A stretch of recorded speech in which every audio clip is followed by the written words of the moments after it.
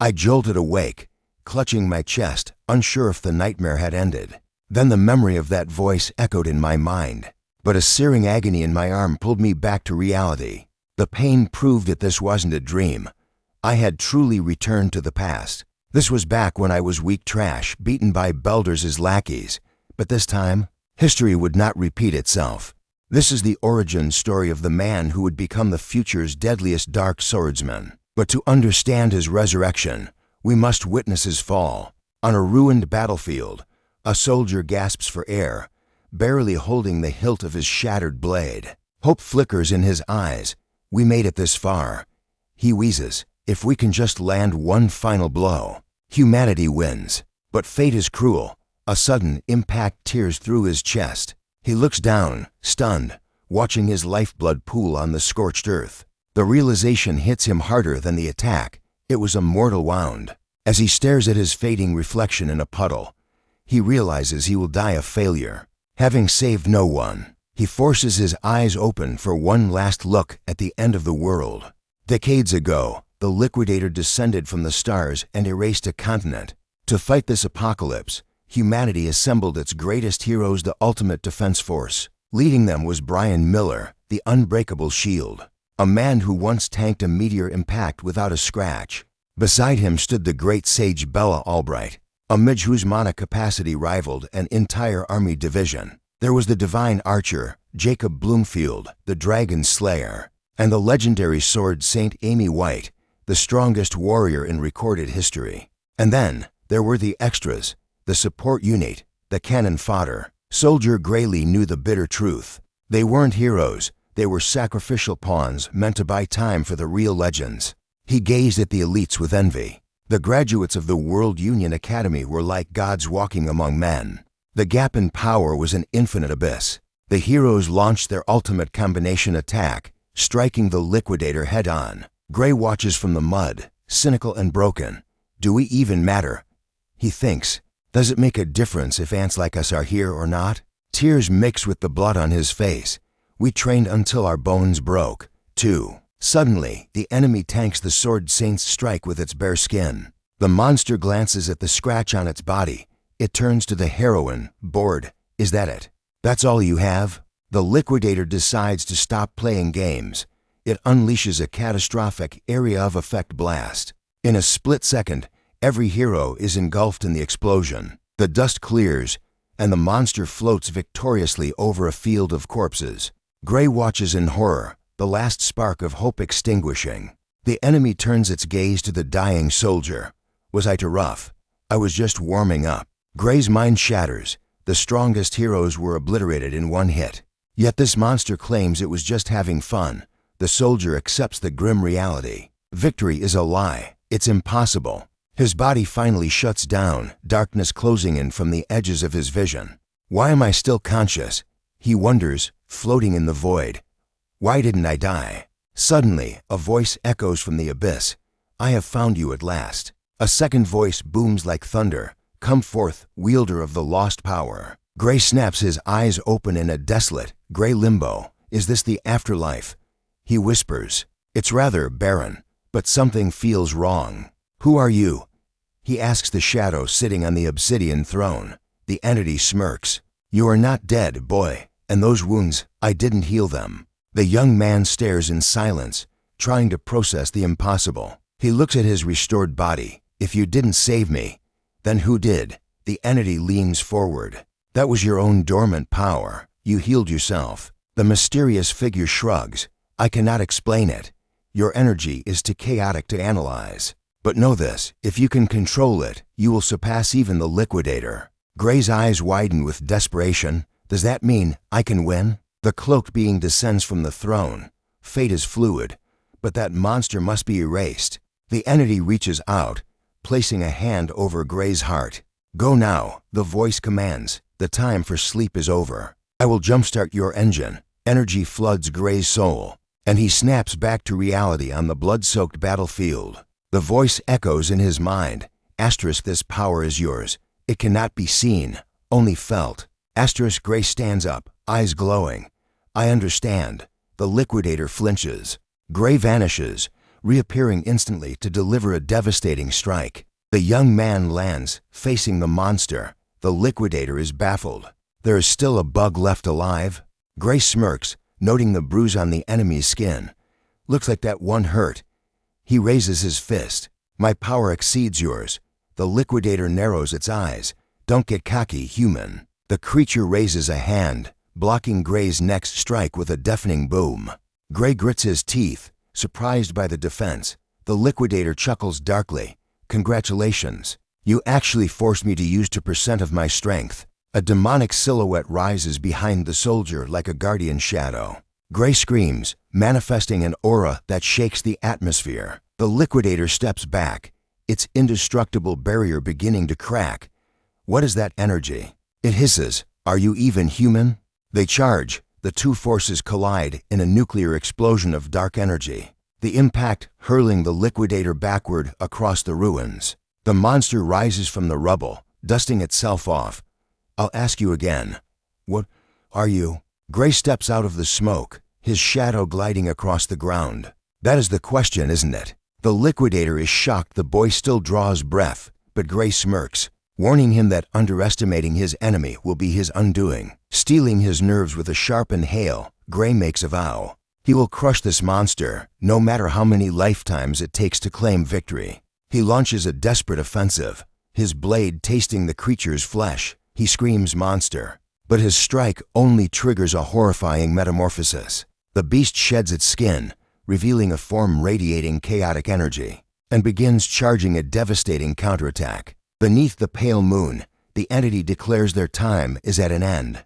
Gray gasps in horror as the very sky is swallowed by sudden, unnatural darkness. Refusing to cower, Gray roars, "So what?" and throws a full-force punch only to have it stopped dead. His eyes widening at the unexpected wall of force. A dark chuckle rumbles from the Liquidator.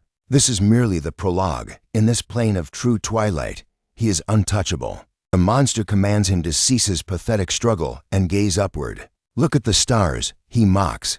Aren't they magnificent? As Gray lifts his head. A pillar of pure annihilation descends from the heavens, seeking to erase him from existence. The creature retreats as the beam makes contact. The earth screams, a titanic crater scarred into the landscape where the boy once stood.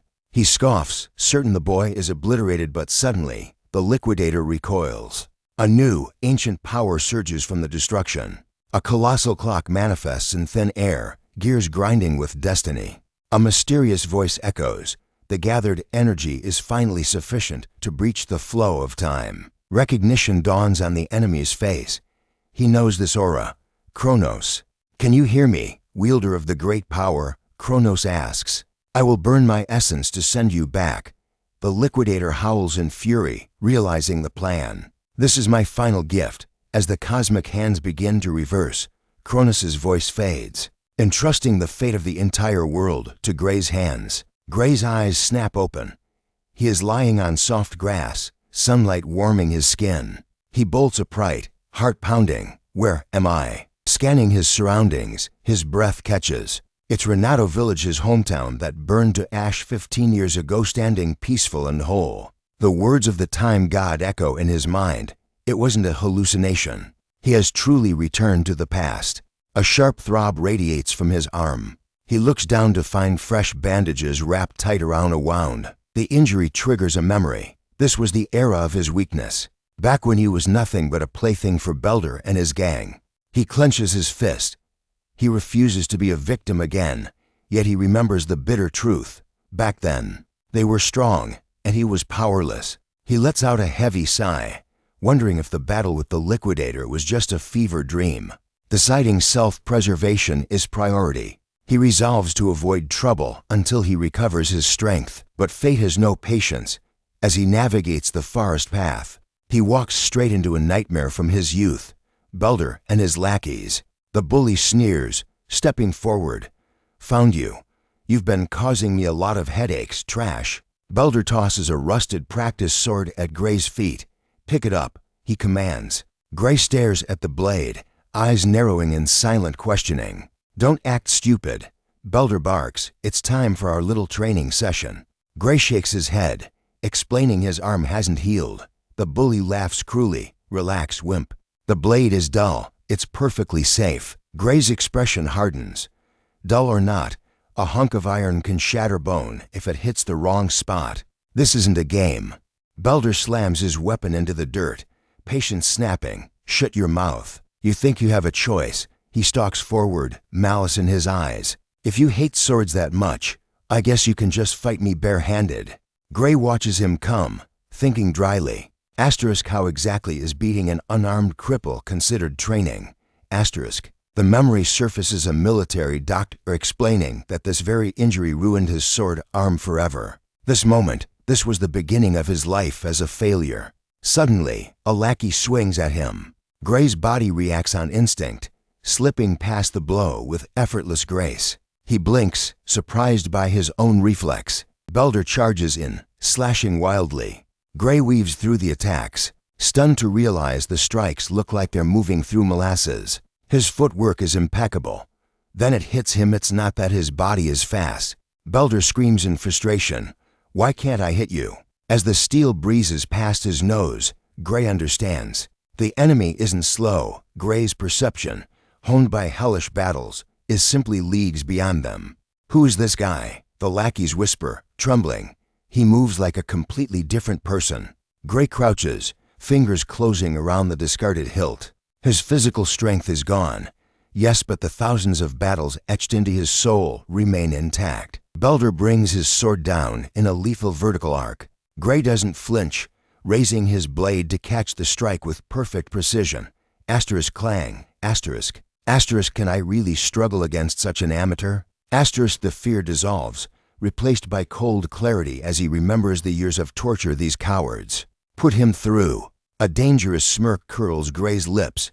With a flick of his wrist, he sends Belder's weapon flying. Things aren't going to go like they used to. The bully stammers, trying to save face, claiming it was a fluke. Gray steps forward, eyes glowing. Don't worry, you just taught me a valuable lesson. He grips the hilt with both hands, stance shifting to one of a master. As you said, a dull blade is a perfectly safe way to beat some sense into someone. Before Belder can blink, a silver flash tears through the air. Impact, Belder hits the dirt, gasping for air, mind unable to process the violence that just occurred. He stares up, terror filling his eyes as a new legend is born. Gray Lee towers over his fallen opponent like a predator. 3 spectators watch from the shadows, frozen in fear, while Gray stares at his weapon, a frown creasing his brow as he wonders if the blade was actually dull. He runs a finger along the edge completely blunt. A cold realization hits him. If this blade had been sharp, Belder wouldn't just be hurt. He would be a corpse. Gray turns his gaze back to his opponent. With a blur of motion, he executes a swift, neutralizing strike to end the resistance. The blow sends Belder crashing to the dirt. Gray decides the dull sword suits him just fine. Looking down at the writhing man, he asks coldly, "Why are you screaming like that?" "Someone once told me a practice sword was perfectly safe," Gray mocks. "Wait, wasn't that you who said that?" Back in reality, Belder clutches his side, kneeling in the dust. Desperate, he screams at his companions to stop gawking and attack the monster in front of them. But the men hesitate, trembling. They whisper that Gray's strength is unnatural. Finally, they agree to ambush him from behind and rush forward as a pack. Gray glances back, his eyes cold. "You boys want another round?" he asks. Belder, realizing the danger, shrieks for his idiots to stop. Too late. As they charge, Gray sighs. "I was going to let this slide, but you changed my mind." The scene shifts to the quiet forest. Moments later, all 4 men are kneeling in the dirt, utterly defeated. Gray stands before the broken group, his shadow stretching over them. "You lot are from the Serious Swordsmanship Dojo, aren't you?" One thug nods, admitting they haven't attended lately because they arrogantly believed they were already strong enough. Gray scoffs. If these are the students, he shouldn't expect much. Still, the dojo might serve his true purpose. Entry is by referral only, Gray states. "Take me there." Belder panics, begging to ask anyone else, terrified of what his master will say if he returns in this state. Gray simply raises the wooden sword again, a dark aura flaring. "Shall we continue where we left off then?" I'll take you, Belder scrambles up, leading the way. The group moves through the vibrant streets of the bustling city. Belder works up the nerve to ask why a monster like Gray needs a dojo. Gray counters, "Does that place have a recommendation quota for the academy?" Belder nods. He heard rumors of such a privilege. "That," Gray replies sharply, "is exactly why I'm going." One of the lackeys mutters that Gray already seems monstrously powerful. He shouldn't need an academy to prove it. Gray's expression darkens. "If only my current strength were actually enough," he whispers to himself. A nightmare flashes in his mind. Not even the world's strongest party could stop the Liquidator. Even when Gray unleashed that forbidden power, he couldn't leave a single scratch on the beast when it fought seriously. He clenches his fist. Just how much stronger does he need to become to slaughter that thing? But hope isn't lost. There are clues. In that final moment, he felt it a fleeting instant where he perfectly controlled that dark, chaotic power. He recalls his focus back then. It was the swordsmanship taught by the swordmaster, the very techniques Amy White had drilled into him. Gray concludes that if he trains under her conditions, the future changes. That must be why Kronos turned back the clock and sent him to this exact place and time. "What exactly are you trying to tell me?" Syria's voice cuts through the air like a whip. She looks at her students with disdain. "You used my teachings to intimidate a civilian, and you still ended up defeated?" The instructor of the Syria dojo glares, her eyes burning with disappointment. Belder stammers, trying to justify himself. It was just a training battle. She moves faster than the eye can see. Whack! With a single fluid motion, Syria strikes all four men simultaneously. Belder's companions gasp, stunned by the stinging pain. "Who gave you permission to make excuses?" She demands coldly. "Was what I just did training too?" She levels her blade directly at Belder's trembling face. "Leave, and never come back." Her verdict is absolute. From this moment on, they are banished from the dojo. Terrified, the thugs nod and scramble out the door, fleeing for their lives. Syria turns to Gray, her demeanor shifting. She bows her head slightly, apologizing for the shameful behavior of her former students. Gray kneels respectfully. "Please, do not worry," he says. She shifts the topic quickly, noting she heard his request for an academy recommendation. Gray confirms with a nod. "As an apology, I would like to write that letter," Syria admits. "However, my name is on the line. I must confirm your skills first." Gray agrees without hesitation. Syria takes a stance, offering Gray the advantage. "Make the first move. Attack whenever you are ready." He doesn't hesitate.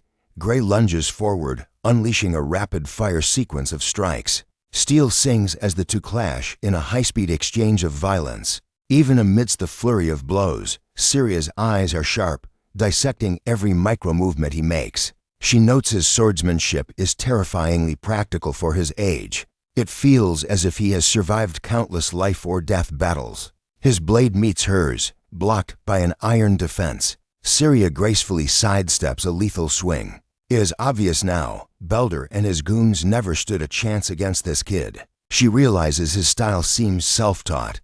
Yet, there are traces of the Academy's elite swordsmanship woven into his attacks.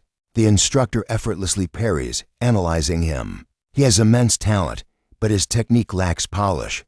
He is a true diamond in the rough. Time to end this, she decides. Syria braces her core and unleashes a devastating downward strike, intending to finish the match. Gray raises his weapon to block the impending doom. The swords collide with a thunderous boom. Syria presses the advantage, the sheer force driving Gray backward across the hall. But suddenly, she feels something is wrong. The situation is strange. The instructor is baffled. Why doesn't he yield? How can he keep up with her speed? And most terrifying of all, why is she fighting with all her might when this was supposed to be a simple test? Syria can't shake the feeling. Her instincts are screaming, asking why her heart trembles with fear before a mere student. Suddenly, Gray launches into the air. He brings his weapon down with crushing force, but Syria weaves aside effortlessly. Despite the ominous chill running down her spine, she scoffs it was nothing but a reckless, wild swing. But the attack leaves him wide open. Syria's eyes narrow like a hawk spotting prey. At long last, the boy has exposed his fatal weakness. She lunges in for the kill, her voice cutting through the air. This duel ends right now. Determination etches her face, but in a split second, shock replaces her resolve. Asterisk snap. Asterisk Syria stands frozen, staring in disbelief at the splintered remains of her wooden sword lying in the dirt. Gray stares at his hands. That sensation, it's unmistakably the same as before. The dormant power within him still answers his call. A shockwave radiates from his stance. Raw, unbridled energy explodes from Gray's leg, tearing through the atmosphere. Syria rushes over, panic lacing her voice. What just happened? Are you all right? Gray's body screams in protest, unable to contain the surge, but he forces himself upright. I'm fine. His legs tremble, barely holding his weight. He grits his teeth, realizing the grim truth. Unleashing that power so recklessly is a double-edged sword. The young man hesitates. Should he reveal the secret behind the explosion to her? Syria's gaze demands answers, but Gray swallows the truth. She would never believe a power even he can't master. He forces a sheepish smile. I guess I just got a little carried away. Syria grips the hilt of her shattered weapon. Her mind races. It should be physically impossible for a novice to snap a training blade like a twig. And looking at him, she knows for a fact that this was no accident. Is something wrong, instructor? Gray asks innocently. Syria senses the wall between them and pivots. Forget it. You wanted a recommendation letter for the academy, didn't you? He nods, his eyes lighting up. That's right. I heard you had the authority to write one. I could easily send you to the Royal Fencing Academy, the pride of our kingdom, Syria admits. Her tone drops. But I won't. I refuse to recommend you for that school. You simply aren't suited for that place. The words hit hard. Gray lowers his head, gripping his sword until his knuckles turn white, painfully aware of his physical limitations. Syria steps closer, her eyes gleaming. The place you belong is somewhere far greater. The World Union Academy. It isn't just the kingdom's best. It is the apex institution of the entire world. The young man's jaw drops as the legendary name echoes in his ears. Memories flood his mind. This is the very cradle that birthed the Sword Saint and the greatest heroes in history. A shadow crosses his face. Could someone like him really walk among gods? No. It feels like an impossible dream. You know it yourself, Syria says bluntly. Your body is frail. At the Royal Academy, pure skill might carry you, but at the World Union, you'd be crushed instantly. She studies him intensely, which begs the question, how did a boy with such a broken constitution acquire such lethal technique? Gray doesn't argue. He knows the truth better than anyone. That academy is a den of monsters, and in his current state, he wouldn't just lose, he'd be devoured. So, are you giving up before you even start? Syria challenges him. You still have 9 months until the entrance exam. Only 9 months, he scoffs. Syria's expression hardens. I won't lie and say it's plenty, but I am asking you to trust me. Her eyes burn with intensity.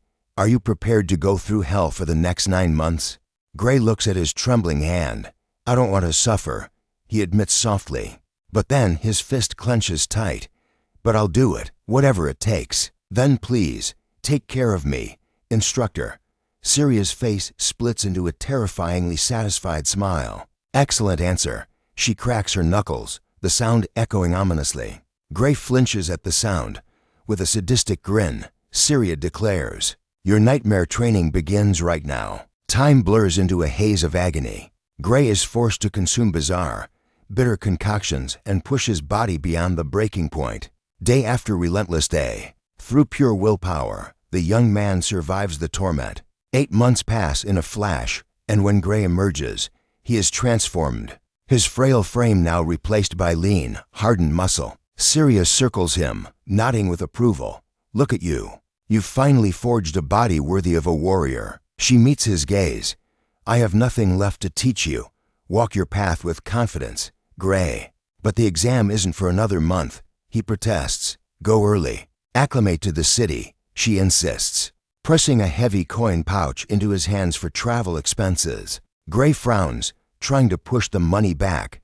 A whole month early, and I can't take your savings. He eyes her suspiciously. It feels like you're trying to chase me out of the village. Syria waves him off. "You're overthinking things, kid." Her expression turns serious. "I heard an ogre nest was discovered nearby. Since the village is practically unguarded, it's not safe." "I heard the rumors too," Gray says. Syria reassures him quickly. "Don't worry. The royal capital is sending knights. It has nothing to do with us." She smiles warmly. "Just focus on your exam. Leave the rest to the adults." But Gray sees right through the lie. There is no help coming. He remembers the tragic future clearly. His master will stand alone against the horde, fighting until her last breath to save the village. He hides his turmoil and nods. "I understand." Taking the pouch, he bows deeply. "Thank you for everything." He forces a faint smile. "I'll be going now." Syria stands silently, watching his back as he walks away. "Pass that exam, Gray," she whispers to the empty road. The sun sets, and the pale moonlight casts long shadows over the village. Deep in the forest, the earth is torn apart by massive footprints. Syria inspects the destruction, her face grim. The scout's report was accurate. The monsters are already here. Syria traces the fresh tracks on the trail, muttering that her destination lies just ahead. Suddenly, she snaps her head up, calling out to question where he thinks he is going. Perched casually on a high tree branch, Gray greets his master. Syria freezes, genuine surprise painting her features at the sight of him. She demands to know why he is here instead of en route to the academy. He leaps from the branch, landing smoothly, and throws the question back at her, reminding her she claimed the royal capital would handle this ogre nest. Syria sighs, explaining that the reinforcements could not come due to a sudden emergency, so she decided to handle the threat herself. Her voice drips with confidence as she declares she is more than enough. Citing the scout's report on the nest's strength, the instructor breaks it down. The chieftain is merely an elite ogre and the nest holds 40 to 50 monsters, though she admits the sheer number of minions might prove a bit tricky to manage alone. Gray knows an elite ogre lacks raw power on its own, but his memory screams a warning. The creature's true strength lies in its terrifying intelligence and leadership, and fighting solo while surrounded by that many enemies is a death sentence. The young man is certain of one absolute truth. If his master enters that nest alone, she will not leave alive, and the village will be drowned in a tide of monsters. He saw this tragic future with his own eyes, so Gray begs her to let him join the fray. Syria refuses flatly, repeating her mantra that she alone is sufficient. He insists, claiming he cannot miss this chance for real combat experience, and challenges her, asking if she truly believes he would just get in the way. A smile touches her lips as she admits the truth.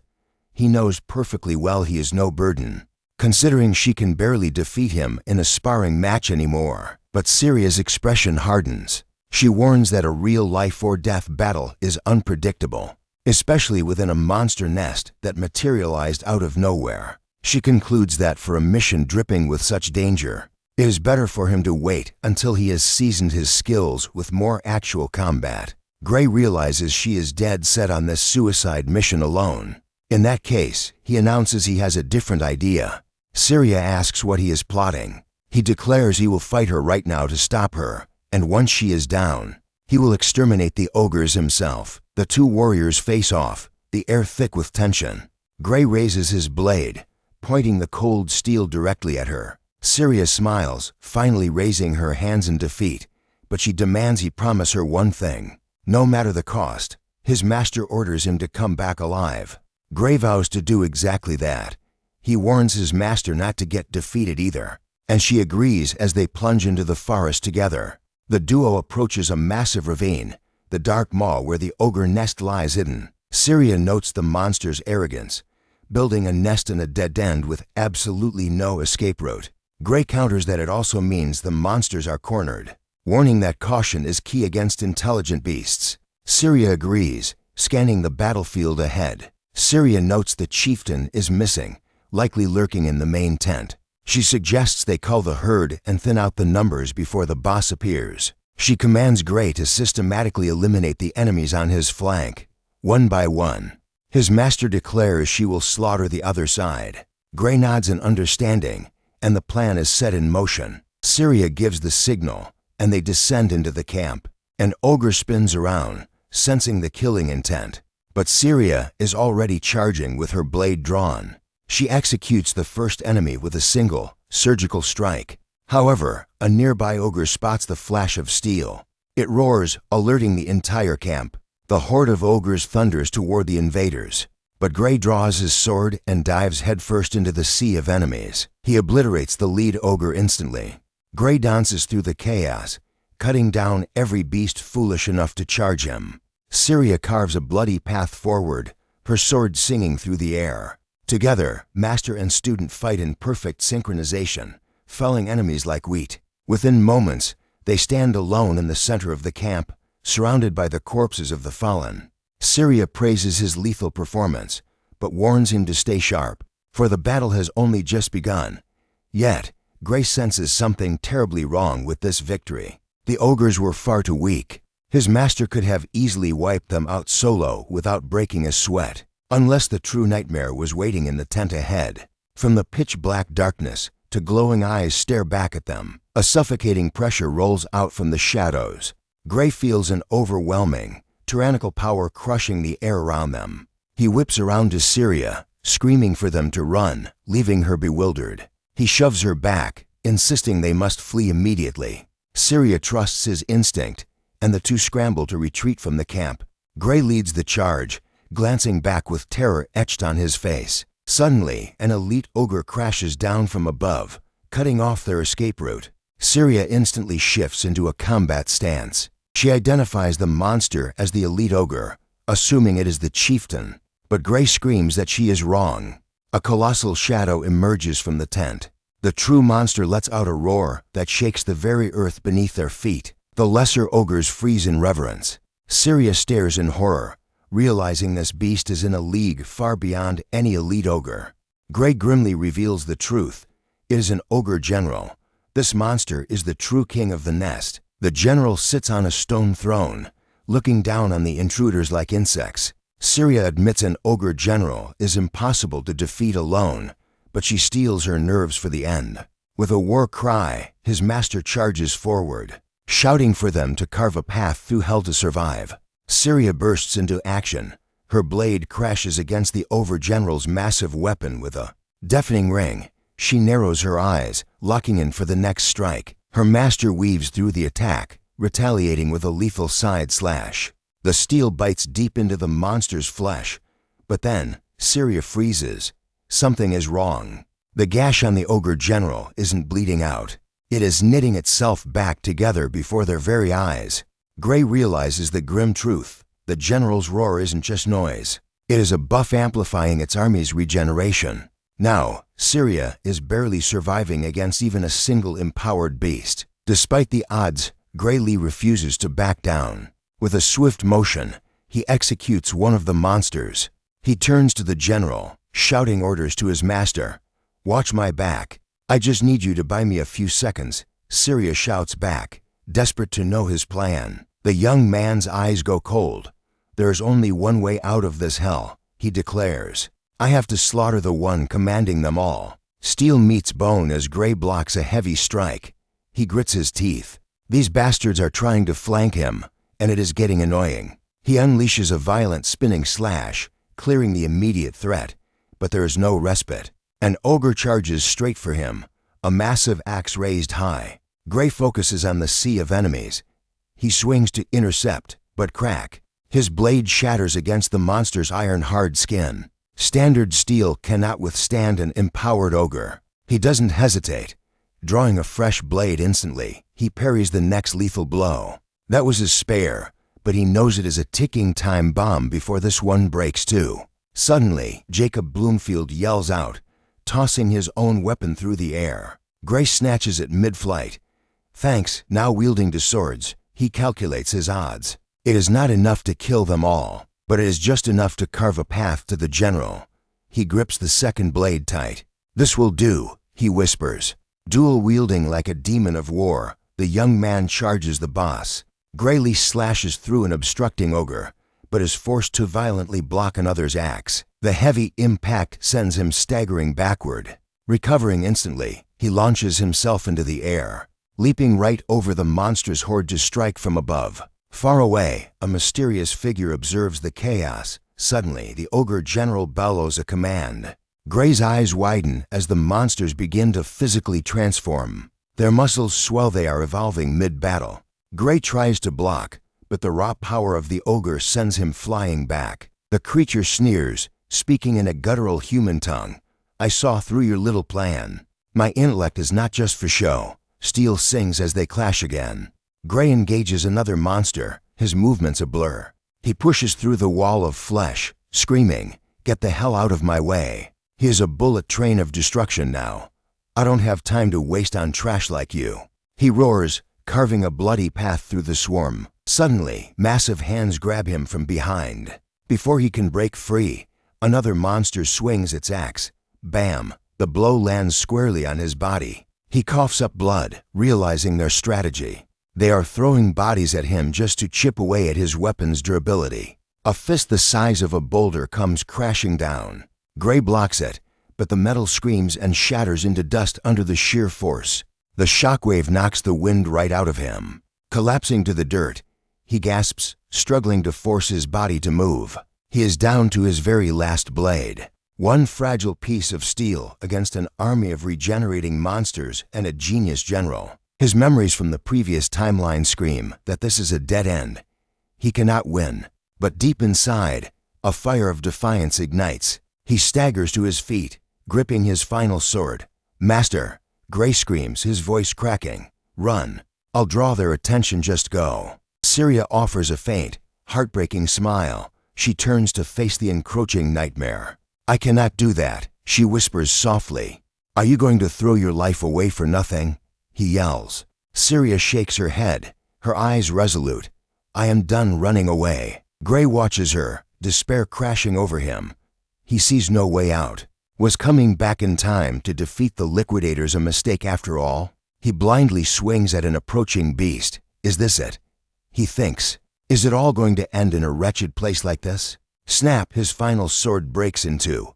Surrounded by death, holding a useless hilt, he snarls, "No, it is not over yet." A memory flashes in his mind, the power he wielded in that other timeline. If he can just access that energy, the fight continues. He closes his mind to the chaos.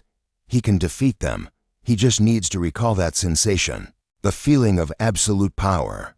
Gripping the broken hilt until his knuckles turn white, he dives into his subconscious. He shuts his eyes for a split second. In the darkness, a single, glowing eye snaps open. An unknown, ancient force erupts around him, materializing into a shimmering blade of pure energy. "Gray!" Syria screams. He turns, offering a confident grin.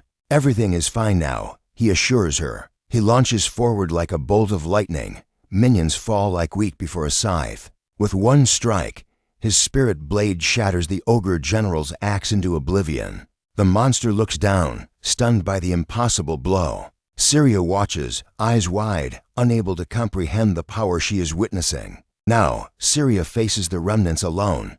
"Ha," she pants.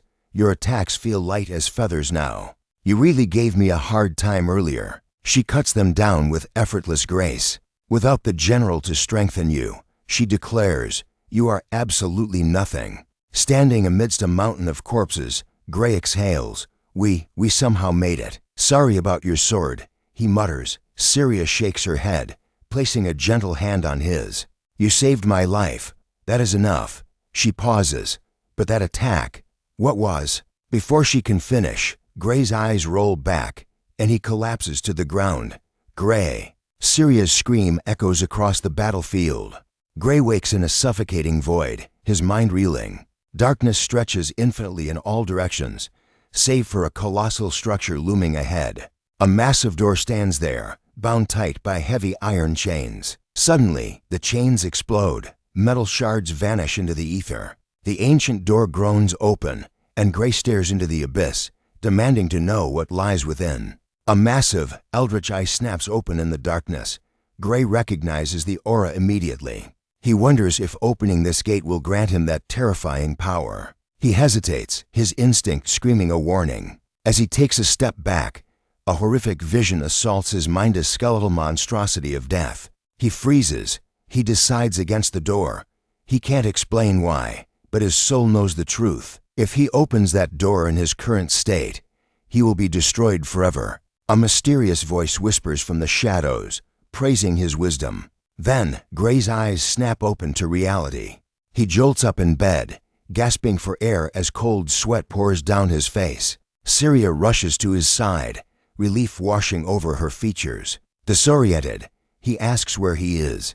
Syria explains he is safe in the village infirmary. He has been unconscious for 5 full days. 5 days. Gray assumes he just pushed his limits too far. But Syria shakes her head. Pushed too hard doesn't even begin to describe the madness he pulled off. She asks for a status report on his body. Gray tries to move, but his heart sinks. His right arm is dead weight. He wonders if he will ever hold a sword again. He glances down at the limb. Strange, ominous markings are etched across his bandaged skin. Syria notices his struggle.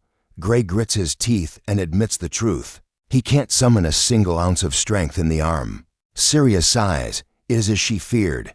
The bones were pulverized, and healing will be a long road. Gray stares at the injury, shocked that he feels absolutely no pain despite the damage. Syria reveals the secret.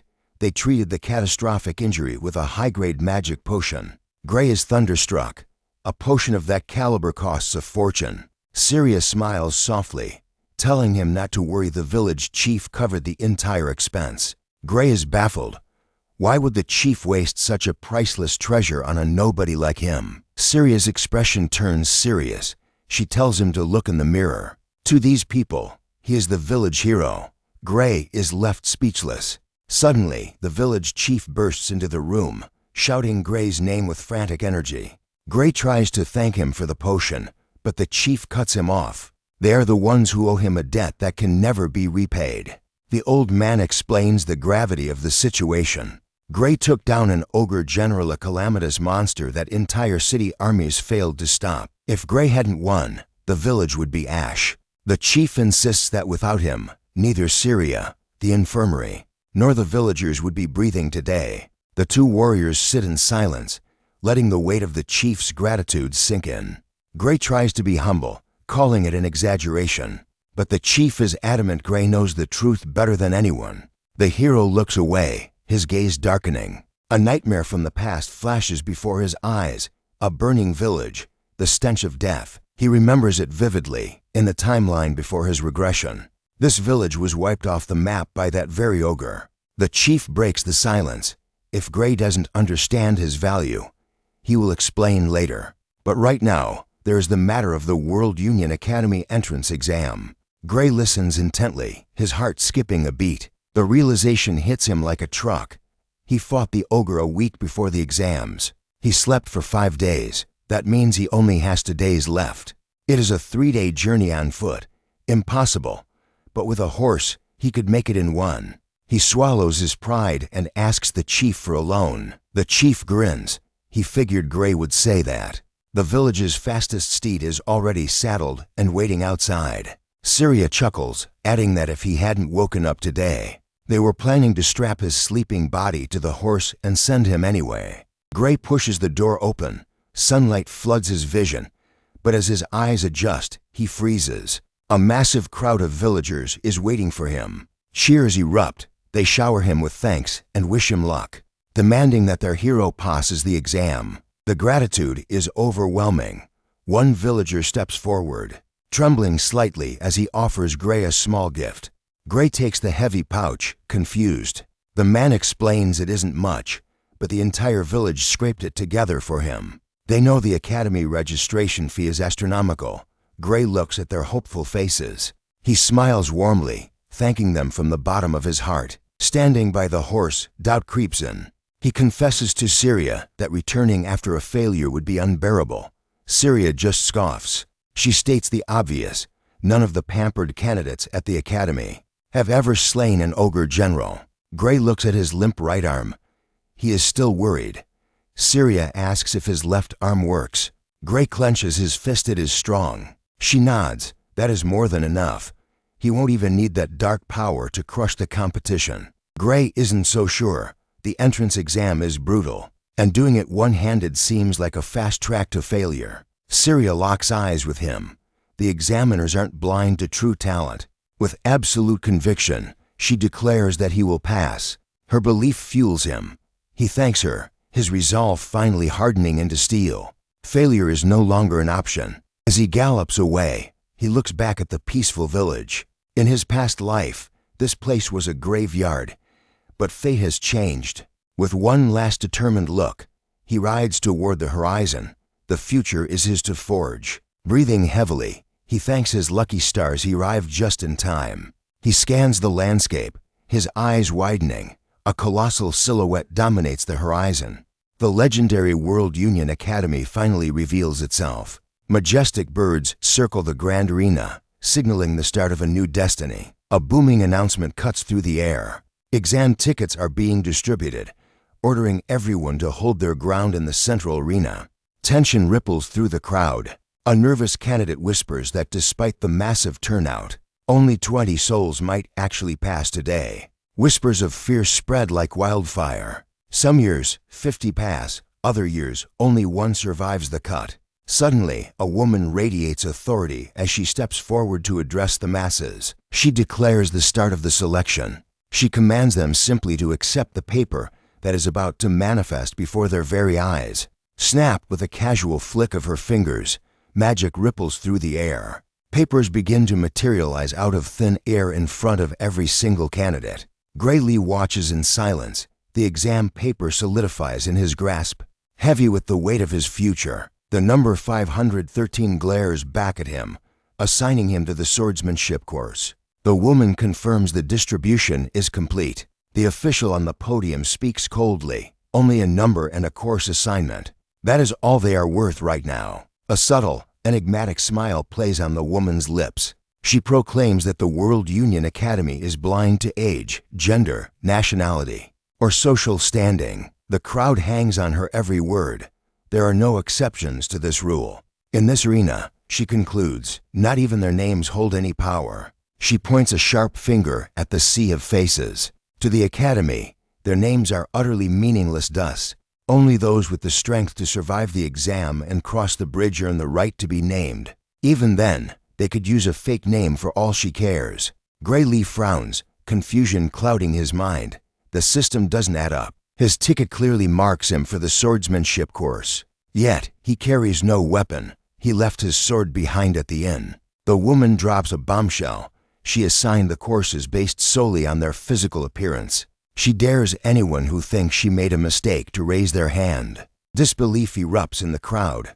A candidate shouts out, asking if this is a joke. How could she judge their affinity just by looking at them? Speculation runs rampant.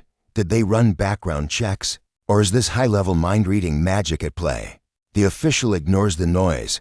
Seeing no hands raised, she notes her judgment was flawless. Now, the moment of truth. The schedules are released. New text burns onto Graylee's ticket. His trial is set for the very first day. 11 o'clock sharp. His heart sinks. 11 in the morning. He curses his luck. He desperately needed more time for his injured arm to heal. The woman's voice turns icy. The practical exam is a single, brutal phase. Tardiness equals immediate elimination. She delivers the final blow.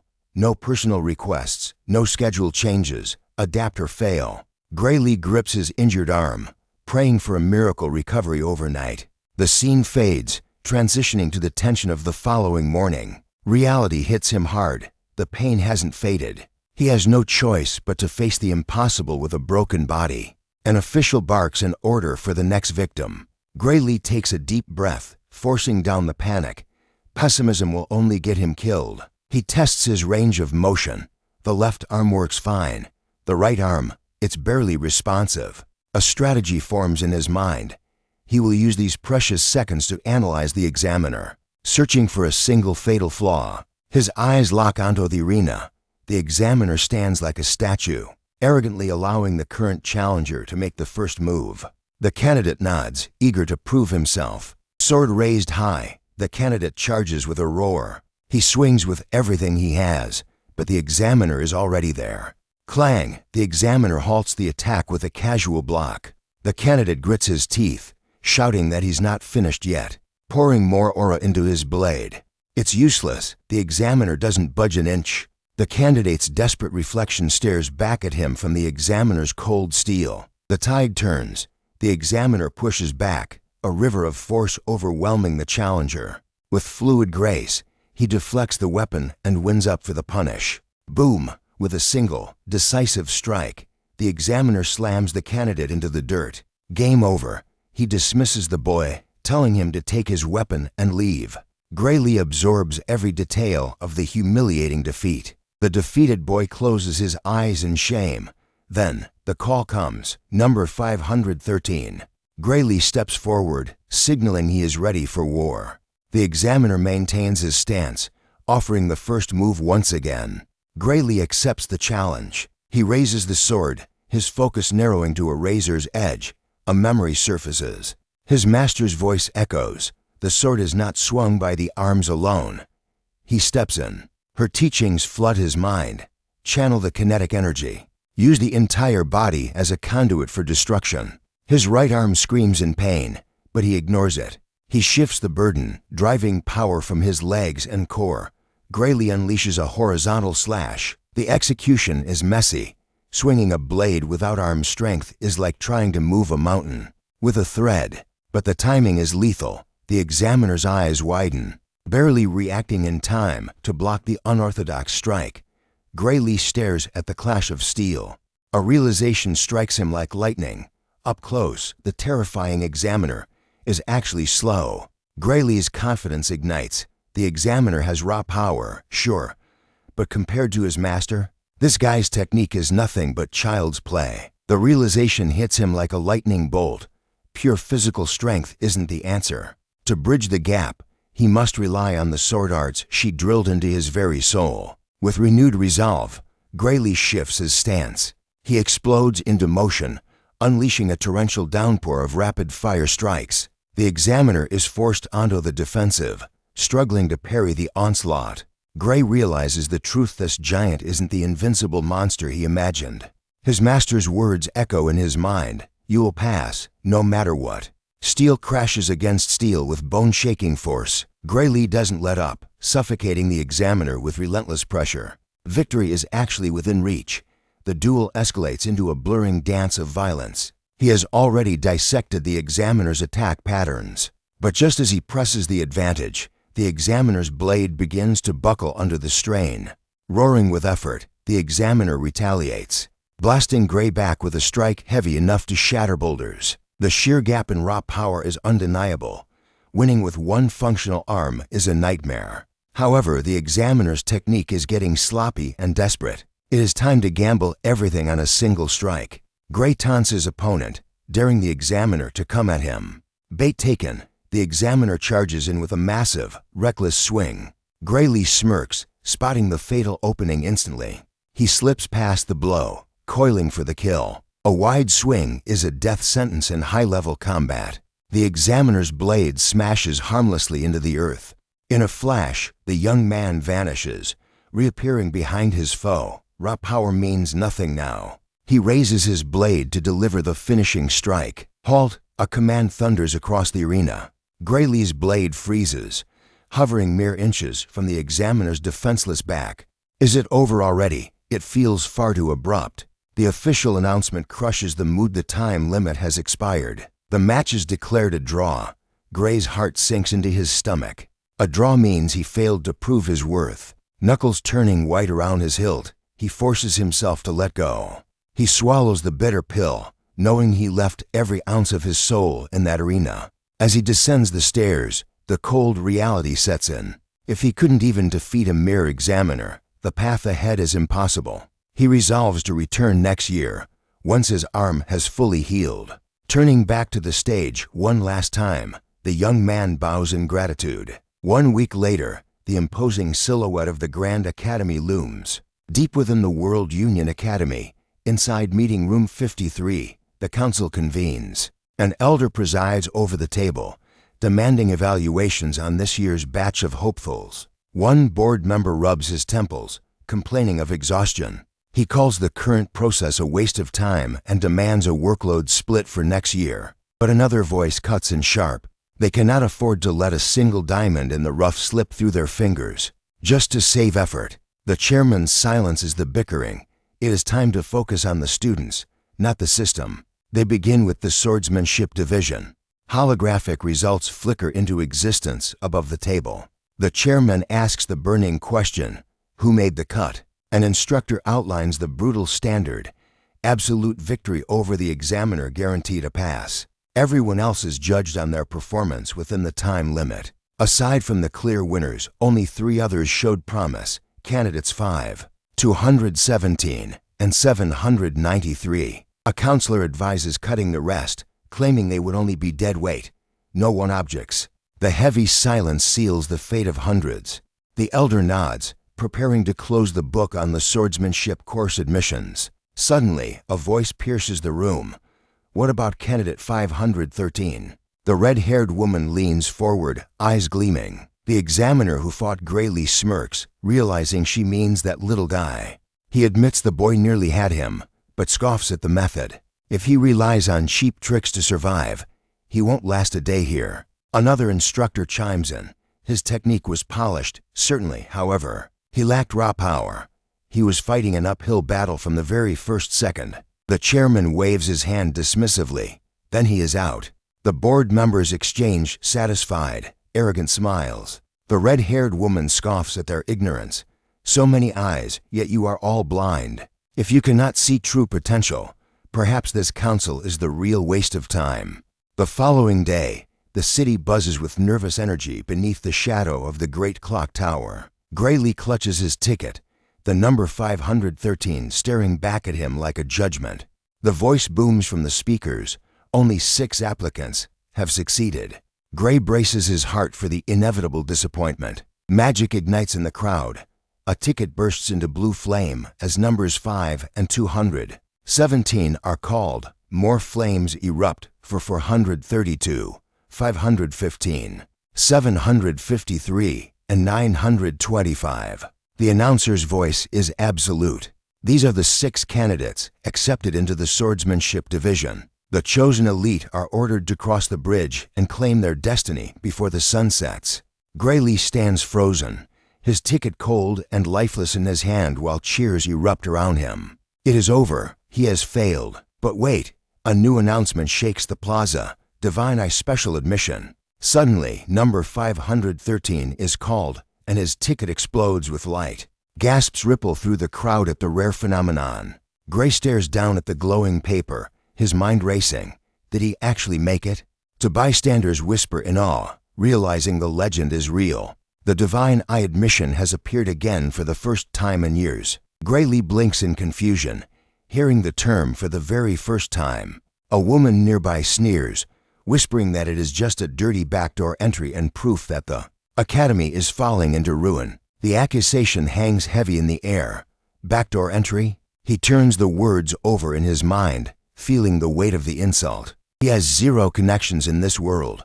Could his master have pulled strings without telling him? Suddenly, an elder's voice booms, scolding the students for daring to badmouth the sacred Divine Eye special admission. The old man declares it an honorable tradition. For over 100 years, this very selection method has birthed true heroes. The 2 men just scoff. They mock the elder, claiming old folks are obsessed with ancient history, and that the admission lost its prestige ages ago. Someone in the crowd starts listing recent divine admission candidates, like a laundry list of disappointments: Amy White, Bella Albright, Jacob Bloomfield. The voice drips with venom, claiming they are all complete failures. It is a pathetic fact known even to the current hopefuls. Holographic images of Amy White and Bella Albright flicker into existence, followed by the stoic face of Jacob Bloomfield. Gray's eyes narrow. He knows the truth. Those 3 were the main force against the catastrophic Liquidator. Now he wonders if his name is destined to be listed alongside those silent legends. A sharp announcement cuts through the chatter. The entrance ceremony begins in 30 minutes. Everyone must gather in the square in front of the main office immediately. The students shift into their new skins. They don the uniforms bearing the heavy crest of the academy. Grayly merges with the flow of freshmen, walking steadily toward the meeting place. A student pauses, confused, Is this the right place? The square in front of the main office is completely empty. A man steps out to meet the confused group, offering a polite apology. He explains there was a slight delay in the setup due to some minor chaos. He gestures to the students, asking them to step aside just a few feet. He needs to place the stairs right in that specific spot. He positions himself, nodding with satisfaction. Perfect. The two students watch him blankly, unable to comprehend what is about to happen. The man declares everything ready and slams his palm against the earth. A massive magic circle ignites on the ground beneath his hand. The earth groans and structures erupt from the soil. Students gasp in shock at the instant construction. A magnificent grand hall with sweeping staircases materializes right before their eyes. The mage apologizes again for the wait, casually inviting everyone to take a seat wherever they please.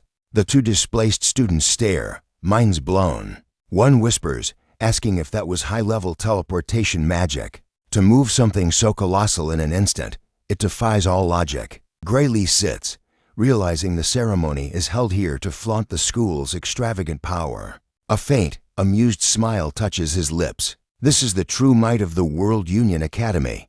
But Gray frowns. Aren't there way too many seats for just 30 approved students?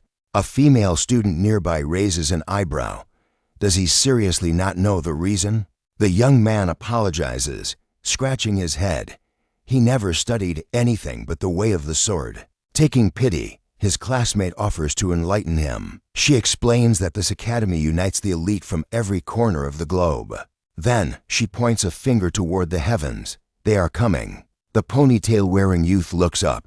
The sky darkens as a fleet of airships and majestic dragons descends. He is stunned by the spectacle on the horizon. An enormous vessel blocks out the sun, and he questions what kind of monster that is. Graylee's eyes widen. He recognizes that magic airship. It is the Strato Queen, the very vessel he rode during the Liquidator subjugation mission. He cannot believe it. They are using one of the world's largest warships for a mere entrance ceremony. The Titan of the skies touches down, a terrifying demonstration of the World Union Academy's influence. Elite students descend from the ship like royalty. On the podium, the man observes the gathering crowd with a satisfied nod. He smiles, officially announcing the start of the entrance ceremony. The principal speaks, and thunderous applause fills the hall. Graylee stifles a yawn. Despite the flashiness, the ceremony itself is as dull as any other. The announcement calls for the representative of the freshman class. Leon Hart from the swordsmanship course is summoned to the front. As he ascends the stairs, whispers ripple through the crowd. That is the genius who defeated the examiner instantly during the exams. People say his blade rivals even the teachers. His name is Leonhard Appas. Graylee's gaze sharpens, watching him intently. Leonhard turns to the faculty. He asks for permission to speak freely, receiving a nod of approval.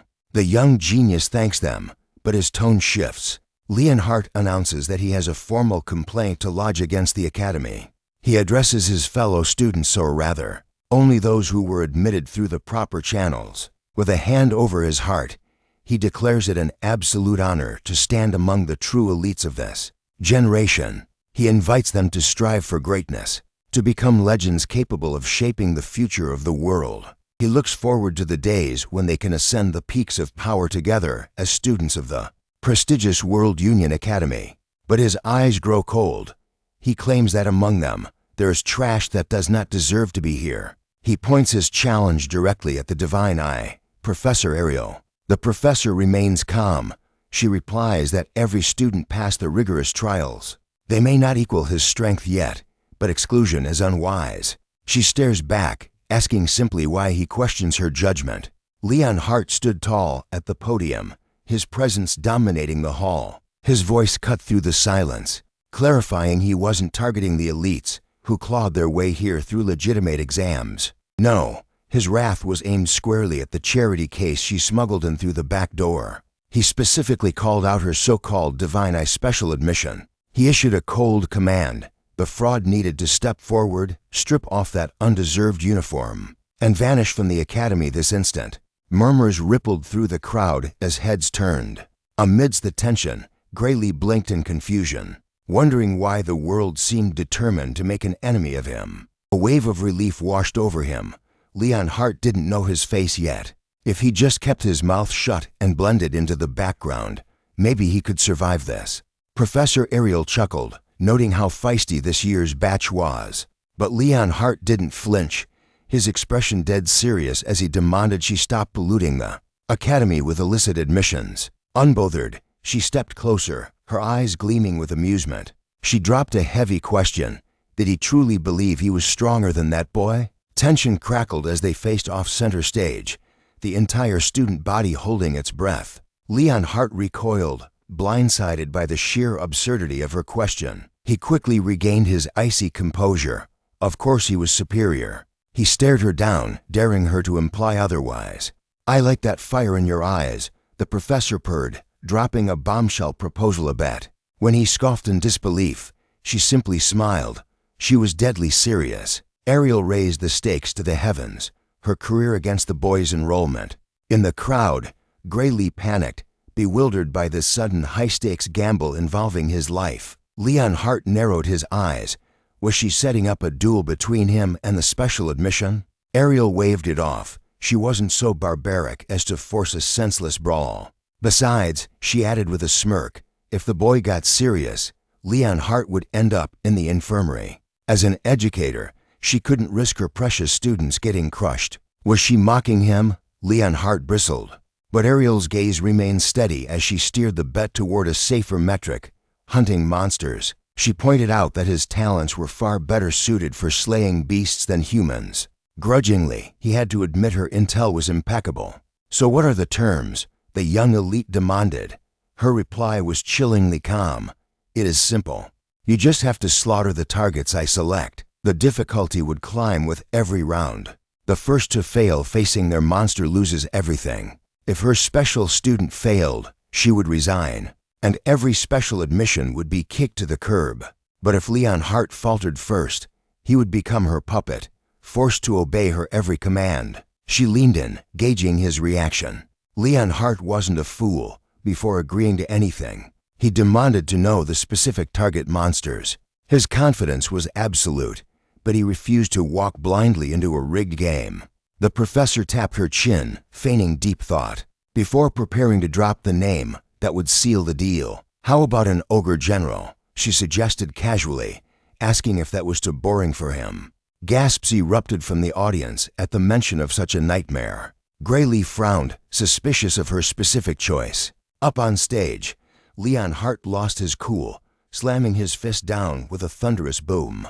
An ogre general was a raid boss caliber threat, impossible for a student to solo. Ariel calmed him down. She wasn't demanding instant results. She was giving them a 1-year deadline. He shot back with venom. If a student could solo a disaster class monster, with a single year of training, the world wouldn't be in such chaos. He demanded a realistic target. Meanwhile, Graylee watched the drama unfold with laser focus. A slow, knowing smile spread across the protagonist's face. The pieces had clicked into place. Leon Hart accused her of rigging the game with an unkillable monster to force a stalemate. But Ariel countered with a masterstroke. If it ended in a draw, Leon Hart wins. If the boy failed to bring down the ogre general within the year, she would pack her bags, and the special admissions would be history. She nodded firmly, locking in the insane terms. Leon Hart looked at her like she was insane. In his mind, the victory was already his. She asked if he had any remaining excuses. He added a final stipulation. It had to be a pristine, full-power ogre general. No weakened cripples, she agreed without hesitation. Magic sparked as she summoned a quill and parchment from thin air. The terms were already etched into the magical contract, waiting for his signature. The young elite stared at the glowing document hovering before him, analyzing every clause. He snatched the quill and signed, sealing the pact. He had to ask, did she honestly believe the kid stood a chance? Her reply was cryptic. Who knows? With that teasing dismissal, the professor spun on her heel and strutted away from the podium. The faculty lounge whispered, was this just an elaborate retirement plan? One colleague sneered that she was past her prime, looking for an easy exit. Graylee watched the ink dry, realizing there was no turning back. But a question lingered: did the ogre general he had already slaughtered before enrolling count toward the quota? Professor Ariel caught his eye across the crowd. That's when it hit him. The game was rigged from the start. He had already won. She brought a finger to her lips in a hushed gesture. Grayly smirked. This woman played dirty. Suddenly, a professor marched in, clutching a tome, and announced that Fundamentals of Magic was now in session. He knew they were shocked to have lectures on day one, but in this academy, wasting time was the only sin they couldn't afford. Without missing a beat, he dove into the curriculum, explaining the very essence of wielding magic. The professor lectures on the invisible power coursing through their body's ether. He explains that this energy can be manipulated through magic circuits to bend reality. The entire class watches the demonstration, captivated by the display of power. Grayly breathes a sigh of relief. He can actually follow this lesson. It is the exact same curriculum he survived during the hellish training camp. But then, a cold realization hits him. The coursework is not the problem, his classmate is. Fate has thrown him into the same room as Lenhart. He prays his identity as the special admission student of the divine eye remains a secret. Suddenly, the professor's voice cuts through the air, targeting a student who looks disengaged. The instructor lashes out, scolding the boy for losing focus less than 5 minutes into the lecture. Gray stammers an apology, stunned that he was singled out despite hiding in the very back of the room. The professor slams the book shut. He challenges Gray to prove his confidence to the class, demanding to know if the young swordsman is capable of wielding even the most basic magic. Grayly respectfully protests. He argues that since they are in the swordsmanship course, magical proficiency should not be a requirement for survival. But the professor shuts him down. He explains that even a warrior wielding a sword must understand the arcane arts. In a real fight, one must know the basics to coordinate lethal attacks with a magician's eye. Gray realizes the lecture mirrors his past training perfectly. He wonders if the practical spell they are about to learn will follow the same pattern. He asks if the technique in question is the aether projectile. The professor confirms it with a sharp nod, asking if he can cast it. Gray replies with a confident yes. Internal relief washes over him. That nightmare of a training camp was not a waste of time after all. Seizing the moment, the professor orchestrates a duel. He turns to Lenhart and asks if he can unleash an aether projectile. The elite student replies with arrogance, "Of course he can." Lenhart boasts that he mastered magic long before entering the academy, unlike mere swordsmen. He questions the safety of pitting a novice against his superior skill. The professor waves off the concern. He instructs Lenhart not to hold back, assuring them that a simple projectile duel will not result in serious injury regardless of the skill gap. Then, the professor drops the bomb. He reveals that young Gray is this year's legendary Divine Eye student, leaving Lenhart visibly shaken. The atmosphere shifts instantly. Every pair of eyes in the classroom locks onto Gray. Gray freezes, horrified by the sudden exposure. While the professor smirks at the chaos he just unleashed, Lenhart decides it is time to put the newcomer in his place. He vows to show Gray the harsh reality of this academy. The professor orders the young man to descend to the floor for the showdown. Grayly steps up to the challenge. The professor commands them to prepare their aether projectiles and fire on his signal. Gray braces himself, sweat forming on his brow. He has only studied magic for a few days. He knows he might not leave this duel unscathed. As combat commences, Lenhart gathers his mana, ready to demonstrate the crushing difference in their power levels. Grayly focuses every ounce of his energy. Feeling cornered and with no other choice, he decides to unleash everything he has. He fires a massive sphere of raw energy toward his opponent. The sheer scale of the spell leaves both students and spectators paralyzed in shock. The dust settles as the young man assures the professor he is unharmed. The older man sighs in relief, silently watching the student compose himself after the outburst. The professor surveys the devastation. The protective barrier barely managed to contain the explosive impact of the attack. He whips around to face Grayly, demanding to know how a swordsman conjured such a catastrophic aether projectile. Grayly stares at his own trembling hand, wondering aloud what just happened. To him, the spell felt weak, completely different from what he was used to. He questions if the subjugation squad's projectile technique is fundamentally different from the standard academy version. He asks if he cast the wrong spell, but the professor shakes his head. It was indeed an aether projectile, but the quality was in a league of its own. It was not ordinary energy, it was super-compressed aether. Graylee blinks, stating he has never heard of such a concept. The professor reveals the truth. That is a power so advanced, not even the academy instructors can easily replicate it. Whispers erupt among the students regarding the Divine Eye admission. They claim he belongs in the magic course, but Gray knows there is more to the story. He recalls that every spell used by the subjugation squad looked exactly like that.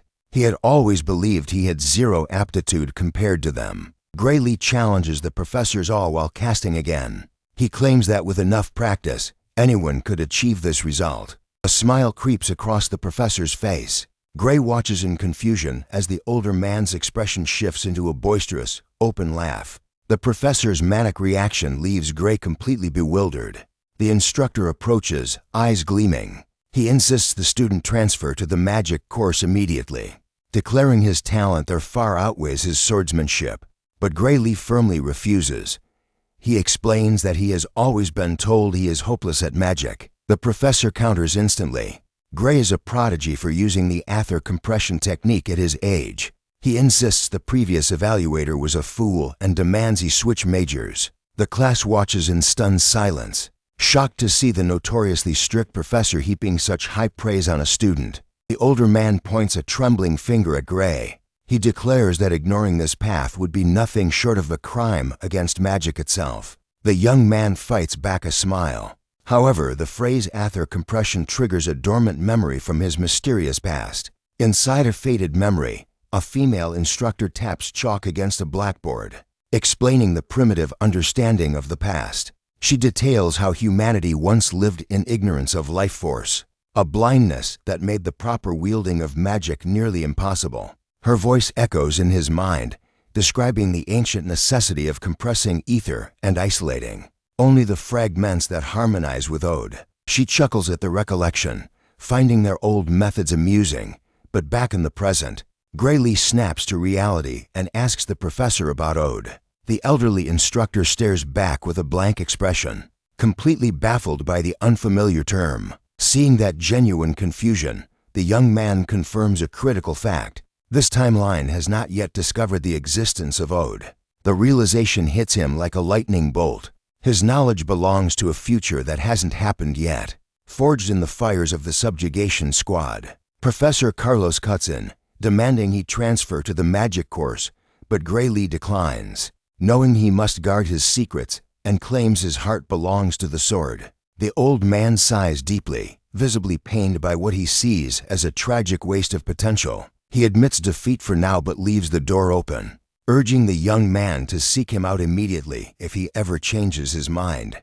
Graylee bows in gratitude, and the professor grants him a shocking privilege, permission to leave the class whenever boredom strikes. He announces that the curriculum is far too basic for someone of the student's level, leaving the rest of the class wide-eyed at the professor's immense respect. Silence falls over the amphitheater as Graylee makes his way back to his seat, the center of every gaze. Suddenly, Lean Hart turns to him, whispering the title Lord Grey with a tone that sends an ominous chill racing down the young man's spine. Later, he scans a summons from Professor Ariel, muttering to himself as he navigates the academy halls, puzzled by the urgent call. He suspects Professor Carlos might be pulling strings behind the scenes as he finally reaches a towering, ornate door. A voice from within calls out his name, inviting him inside, and Gray announces his rival as he pushes the heavyweight aside.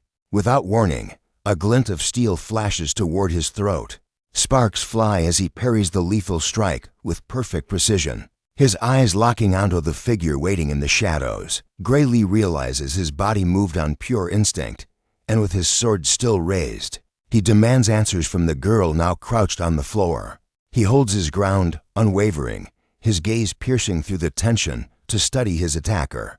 The young woman rises slowly, and as their eyes meet, a wave of familiarity washes over him. He has seen this face in another life. From across the room, Professor Ariel comments that his reflexes were flawless, confirming that her assessment of his skill was correct. Another man steps forward, questioning if Bella went easy on him, noting that while her movements were perfect, being disarmed felt unnatural. The name strikes a chord. Graylee instantly identifies her as Bella Albright, recognizing the legendary sorceress before she became a legend. Professor Ariel turns to her colleagues with a smirk, asking if they are ready to resign, though one quickly backpedals, claiming it was merely a joke. Defeated, the man sighs and tosses a handful of coins into the air, prompting a confused Gray to ask what kind of game they are playing. The woman reveals the truth with a grin. They gambled on whether he could survive the ambush, and thanks to his blade, she just won a fortune. She flicks a gold coin toward him as a share of the spoils, and Gray catches it, wondering if this single piece is worth a year's wages. However, one professor narrows his eyes, insisting that despite the victory, the situation unfolded exactly as he predicted. The scene replays in their minds as he observes that Gray deliberately avoided using his dominant arm during the clash. It looked as though he was shielding a phantom limb, leading the other man to ask if he is hiding a secret injury. Professor Ariel shakes her head, suggesting the wound is not physical, but rather a deep scar etched into his very soul. Her colleague agrees, noting that a simple injury would not cause such a specific defensive reaction, leaving Gray stunned by their perception. One man chuckles, explaining that they wouldn't be elite professors if they missed such details, adding that Ariel spotted the anomaly during the exam. Ariel then dismisses the men, declaring firmly that she has no intention of giving up on a student with such potential. The two men admit the boy is gifted, but one warns him grimly that if that spiritual wound doesn't heal, he will fail the academy's admission standards. He leans in, telling the young man to keep those words burned into his mind. Professor Ariel waits until the door clicks shut, leaving her alone with Graylee, who stands in silence, awaiting the real conversation. With the audience gone, she says it is time to talk about magic, gesturing to the tea set already prepared on the table. She reveals she knows he used super compressed ether in class, and the boy nods, realizing she is already aware of his true capabilities. Ariel explains that Professor Carlos begged to transfer him to the magic department, but she denied the request without hesitation. She stirs her cup, her gaze sharp as she analyzes him, declaring that to her, he is a warrior forged for the sword, not the staff. The professor observes that he lacks the discipline for magic compression and shows no signs of having practiced the technique formally. Graylee lifts the cup to his lips, deciding that in the face of such insight, honesty is his best weapon. He accepts the terms without hesitation, confirming her suspicions were spot on. Ariel leans in, desperate to uncover his secret trick, promising not just absolute secrecy, but a handsome reward to boot. The professor places a firm hand on Bella's shoulder, her eyes pleading. She insists that for the sake of this struggling student, he must reveal his methods. Graylee asks if this is truly for Bella, almost letting her future title the Great Sorceress slip from his tongue.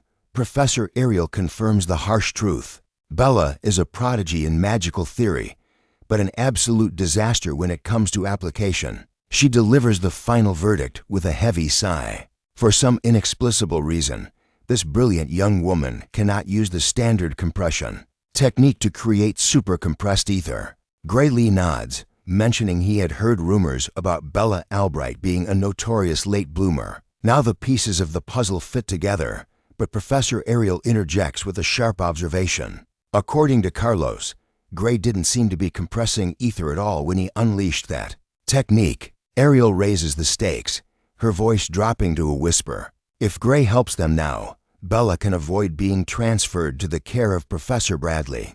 The name makes the boy freeze. He repeats it under his breath, a chill running down his spine, and asks if she refers to the infamous Varian Bradley. The professor nods grimly, surprised that a student like him already recognizes the name. Graylee scoffs internally. It would be impossible not to know him. In the future, that man is legendary for all the wrong reasons specifically. His gruesome human experiments. Dark memories flood Gray's mind. He recalls how the professor's twisted ambition led to the loss of countless lives and triggered magical catastrophes that scarred the world. Those disasters didn't just break buildings, they shattered the lives of tens of thousands. In Gray's eyes, Bradley isn't a teacher. He is the worst magical criminal in recorded history. Then, a terrifying realization hits him. In this current timeline, the monster hasn't been caught yet. Bradley is still free to hunt. Ariel reveals the grim deadline. If Bella cannot master super-compressed ether by year's end, she will be sent to Bradley for corrective surgery. Graylee asks if that isn't a death sentence in disguise. The professor confirms his fears. The so-called surgery is nothing more than a convenient excuse for unsanctioned human experimentation. She lowers her voice further, while the public remains ignorant. Whispers in the dark say that participants either suffer permanent damage or are left completely incapacitated. Bella Albright speaks up, her voice trembling but resolved. She admits she would face expulsion at the end of the year rather than let that butcher touch her, even if she fails to master the ether. Professor Ariel stands firm beside her student. She would rather see Bella drop out of the academy entirely than hand her over to a man like Bradley. Graylee falls silent. The magical knowledge he possesses belongs to a future that hasn't happened yet, and sharing it could shatter the timeline. He watches the young woman, seeing her hands clenched into white-knuckled fists in her lap. The desperation in the room is suffocating. A flash of trauma strikes him, a sinister silhouette from his past, and the phantom pain of his own suffering. Another memory surfaces, filled with the chaos of a blood-soaked battle. He clenches his jaw and decides that the dark future he knows is a destiny worth rewriting. The boy places his hand firmly on his cup, his eyes burning with resolve. He tells them he understands the gravity of the situation and offers to teach her everything. Graylee promises to unlock the secrets of super-compressed ether for her, instantly summoning a swirling sphere of energy to prove his point. Moments later, the trio stands in the center of a massive arena. He uses a floating chalkboard to break down the complex fundamentals. Once finished, he emphasizes that he has bared all his secrets and demands their absolute silence. Professor Ariel assures him the secret will die with them. The magical contract they just signed guarantees that any betrayal would bring about catastrophic consequences.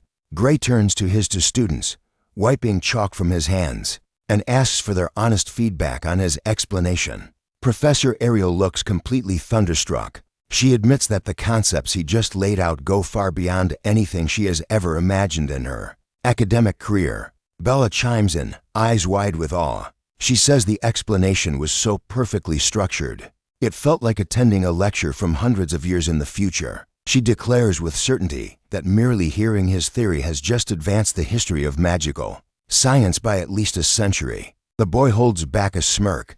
It makes perfect sense. He just recited Bella's own lecture from 10 years in the future. To people of this era, it is literal prophecy. Professor Ariel admits her brain is struggling to process the sheer density of the information. She turns to Bella, asking if the girl actually believes it. The young woman nods vigorously. She replies that the theory holds water. Absolutely nothing in current magical law contradicts his revolutionary logic. Her eyes gleam with a new determination. She concludes that there is only one way to know for sure. They have to test it right now. Bella holds up a sheet of paper, her focus narrowing. She tells Gray that if his words are true, the spell will not fail. She centers herself, channeling her mana. According to his theory, this should unleash her full potential. With her staff raised high, the young woman casts the spell. Gray's eyes widen in sudden panic. He remembers too late that her full power in the future was capable of wiping entire cities off the map. An overwhelming tsunami of energy explodes outward. He recalls the critical detail. At this age, she has zero control over her nukes. Bella watches the chaos, paralyzed by confusion. The boy screams as the energy dissipates into a wild firestorm. Gray instinctively throws up a barrier to shield himself from the shockwave unleashed by the raw magic. He realizes with horror that the blast would have been fatal. If she hadn't managed to rein in the magic at the very last second, they would be ash. The roaring flames swerve away from him just inches from impact, sparing his life. Bella cheers, oblivious to the near-death experience, thrilled that she controlled the spell. But the fire isn't done yet. The flames begin to churn and twist, taking on a terrifying, majestic shape. Before her eyes, the inferno morphs into a gigantic dragon. She stares up at the fiery beast, clapping her hands and exclaiming how fun this is. But the strain immediately takes its toll as her control begins to flicker. She murmurs that her ether tank is empty and collapses like a puppet with cut strings. Gray dashes forward, catching her just before she hits the hard ground. Professor Ariel rushes over, panic in her eyes. She quickly diagnoses that Bella has simply passed out from severe mana exhaustion.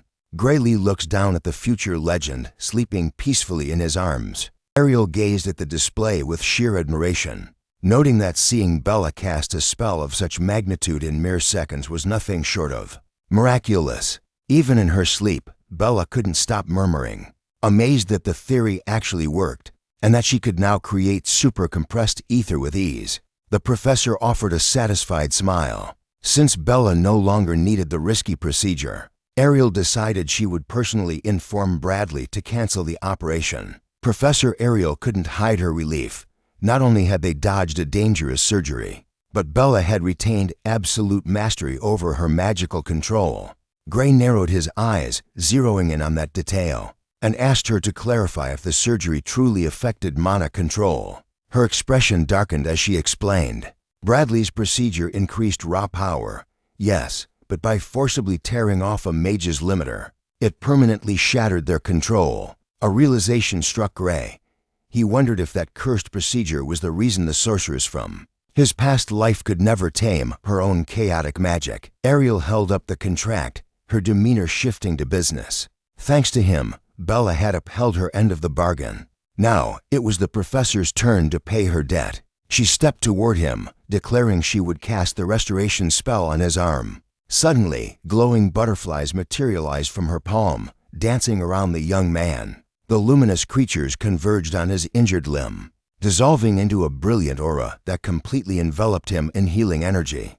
The moment the light faded, she asked for a status report. The young man focused, attempting to twitch his fingers. He looked up, eyes wide. It moved. A rare, genuine smile broke across the young man's face as he thanked the professor. Gray noted that even high-grade healing potions had failed him, but Ariel simply smirked, explaining that her magic didn't just heal flesh, it reconstructed the nerves themselves. She then issued a challenge, wield a sword to prove his arm was truly restored. Gray accepted immediately, ready to test his limit. He materialized a blade for the trial. The young man stared at the weapon in his grip, feeling the familiar weight. He launched into a flurry of swift strikes, testing his agility. But mid-swing, he froze. Something felt wrong.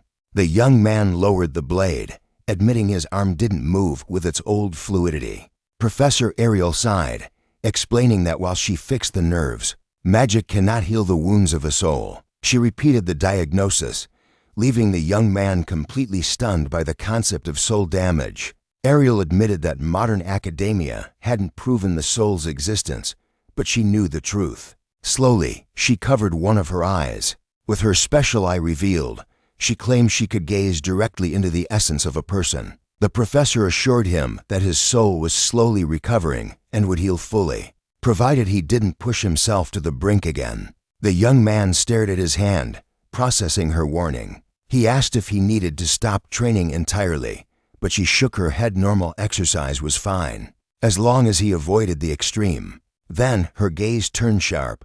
She questioned exactly what kind of swordsmanship he practiced that could backlash and scar a person's very soul. The professor cited a legendary style that utilized the soul to drive the blade. She dropped the name Amy White and asked if he knew her. The young man flinched, his heart skipping a beat. Why would she mention the Sword Saint? In this timeline, they shouldn't even know each other yet. Ariel asked if she was mistaken, noting his style echoed Amy's, yet there was a difference. She guessed his master must be someone even more skilled than the future saint. The professor added a terrifying prediction. In a few years, Amy would reach that same god-tier level. Gray stood there, paralyzed by the accuracy of her insight. He quickly tried to deflect, claiming he learned it back home, and asked if a sword could really damage a soul. The woman scoffed, replying that ordinary swordsmanship certainly couldn't. She pressed on, stating that an ordinary attack could never obliterate an ogre general and terraform the surrounding landscape in a single blow. The young man froze. She knew about the incident he had tried to keep hidden. Ariel confirmed his fears, revealing that thanks to his display of power, she had practically already won the bet. The professor described the aftermath she had witnessed, a scene of destruction that not even the most advanced bombardment magic could replicate. She pointed a finger directly at his chest, asking if he used that mysterious power. Gray asked if her eye could see it, and the woman confirmed the truth. The professor stated she could see the energy leaking out, like smoke drifting through a chained door. The chained door, the specific image she used to describe the seal within him, told Gray everything. This wasn't a guess. She could truly see his hidden potential. The professor then dropped another bombshell. She had seen a power similar to his once before, though it carried a different texture. The young man stepped closer, urgency in his voice. He asked if there were others who possessed a power like his. She confirmed their existence, though she questioned their humanity. Then, she uttered their name, the Annihilators. The professor noticed the spark of recognition in his eyes. The young man couldn't believe it. Why was that name being spoken in this era? Glancing at the sleeping Bella, Ariel commented that she had heard rumors of them, but was surprised he knew the name, though perhaps it was expected given his advanced theoretical knowledge. Gray confirmed it internally. His knowledge came from a future that hadn't happened yet. The professor then pressed him, demanding to know how much he knew about these liquidators. His expression turned cold as he gave a simple reply. They were an extinction-level threat to humanity. The young man declared that they must be stopped before they fully emerge, or neutralized at any cost, lest the world face its end. Ariel acknowledges the peril, but warns that Balian Bradley is maniacally determined to push forward. Gray narrows his eyes, demanding to know what Balian has to do with this madness. The professor's gaze turns ice cold. She asks how else he could be involved before dropping a bombshell. The Liquidator is the very entity he intends to summon. Shock crashes over the young man like a tidal wave.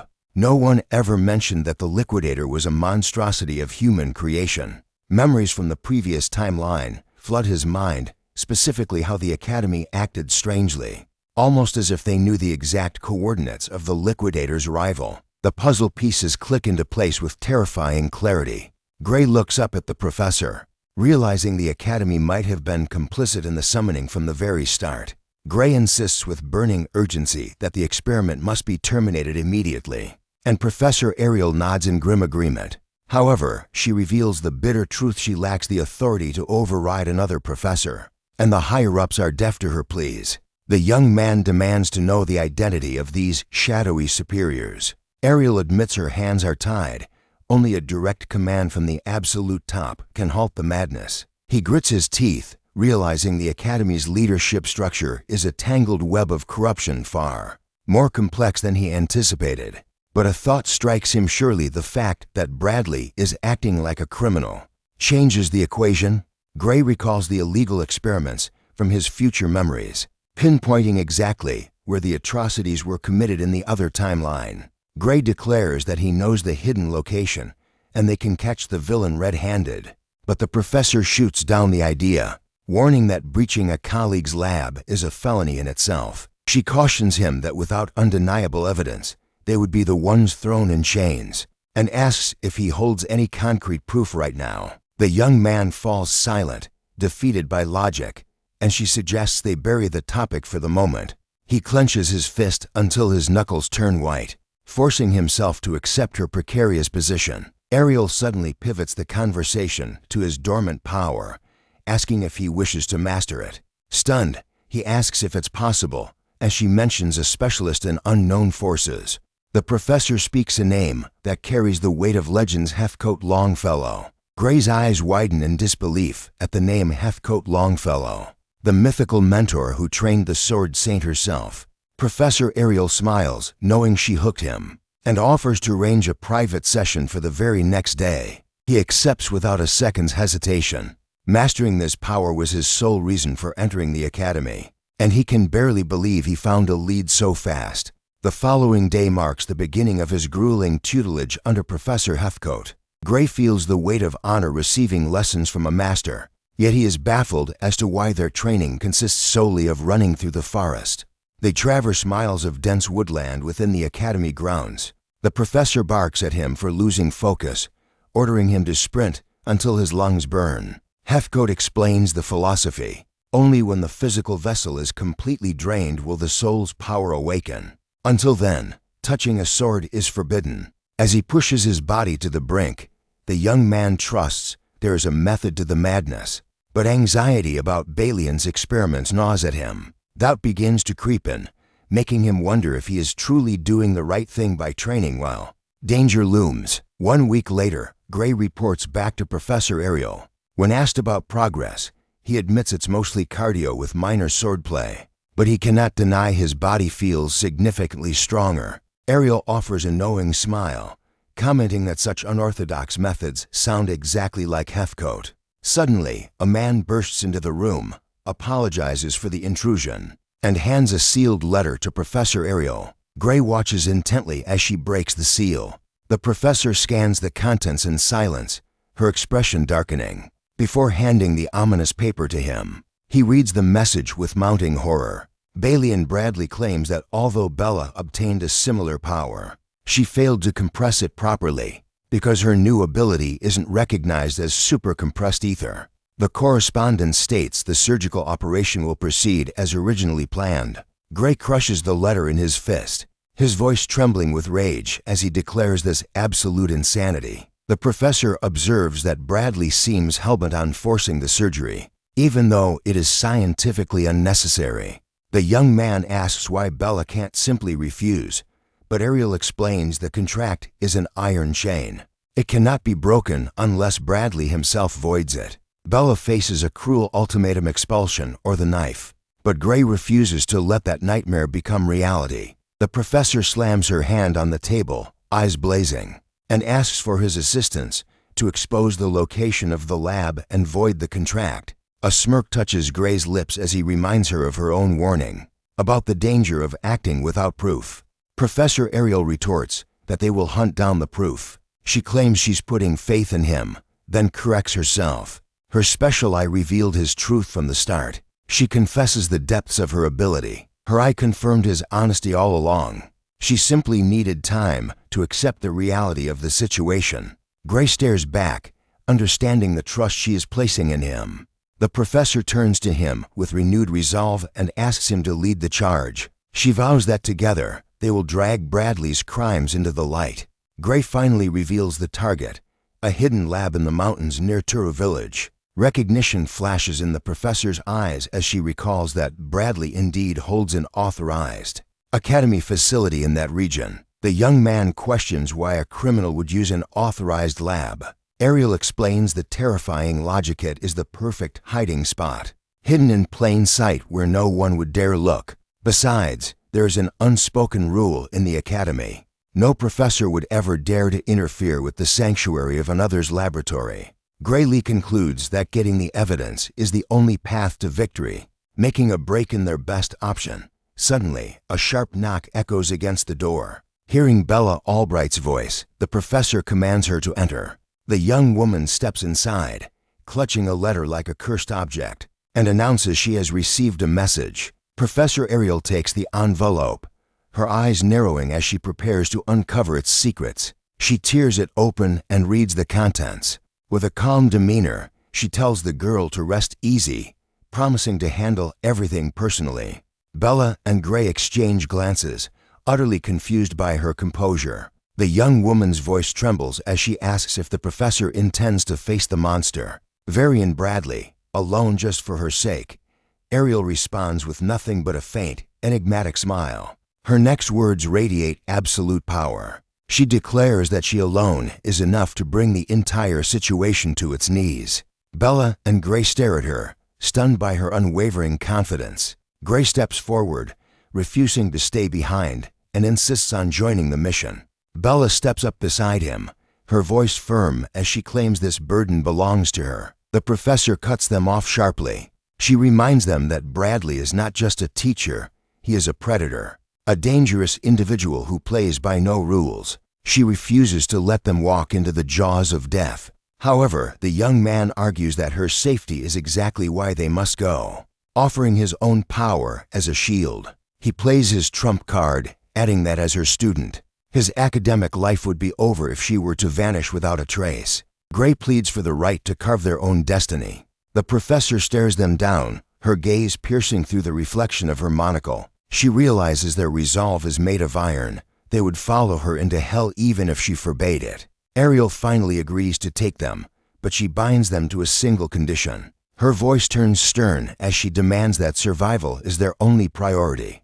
The students nod, accepting the pact to prioritize their safety above all else. Under the cover of darkness, the group travels toward the mountains. Bathed in the pale glow of the moonlight, crouched in the forest shadows, they observe the ominous structure. Gray asks if the twisted experiments truly happened here. Ariel confirms the grim truth. They are here to unearth the proof. Gray locks eyes on the target, confirming this is the nightmare's origin. Bella places her faith in him, but worries if securing the evidence will truly be this simple. Professor Ariel explains the strategy. With Varian away at a conference, they must breach the sidewall to bypass the deadly traps waiting at the main entrance. The young woman hesitates, questioning if breaking into a professor's lab is truly a wise move. But Ariel dismisses the fear. They are already trespassing on forbidden ground, and she offers Bella one last chance to turn back. Bella tightens her grip on her staff, her knuckles turning white as she confirms she is moving forward. She asks the professor if saving someone like her is worth all this risk. Gray cuts in instantly, telling her she is dead wrong. He explains that stopping these experiments is not just for her. It is a mission to save the entire world from impending doom. The girl looks at him, confused by the scale of his declaration. The professor agrees that the villain must be stopped at all costs. Ariel assures Bella that they are not risking their lives for charity, but for justice. She gives the command to attack. The three of them leap toward the lab. The professor weaves a high-tier attack spell, and with a single strike, she demolishes the sidewall. A massive explosion thunders through the night, blasting a gaping hole in the laboratory's defenses. Gray watches the debris settle and dryly comments that her method was a bit of an overkill. They step through the smoking breach, but the sight inside freezes the blood in their veins. In one of the cells, heavy chains hang ominously from the wall. Through the rusted bars, they witness the grotesque aftermath of the experiments. The young man grimaces, realizing they do not need to hunt for evidence. It is painted all over the walls. Bella stares at the scene, her soul shaken by the horror. Professor Ariel scans the area with her magical sight, identifying 14 forbidden spells layered on top of the illegal experiments. They push deeper into the darkness. In a cavernous chamber, Gray spots a structure that looks undeniably like a summoning altar. The young woman asks for orders, wondering if they should rescue any survivors immediately. Gray warns her to focus, as Varian could return and catch them off guard. Suddenly, a chill runs down his spine. A mysterious voice echoes through the hall, asking if they were looking for him. Professor Ariel freezes, confused about his supposed conference. But the question is answered as Varian Bradley steps out of the shadows. The group recoils at his sudden appearance. He reveals the truth with a smirk. He sent a body double to the conference because his experiments required his personal touch. Ariel demands answers about his twisted research. Varian confirms her worst fears. He has acquired fresh materials. He mentions he wanted to use them immediately, but then his gaze shifts to the intruders.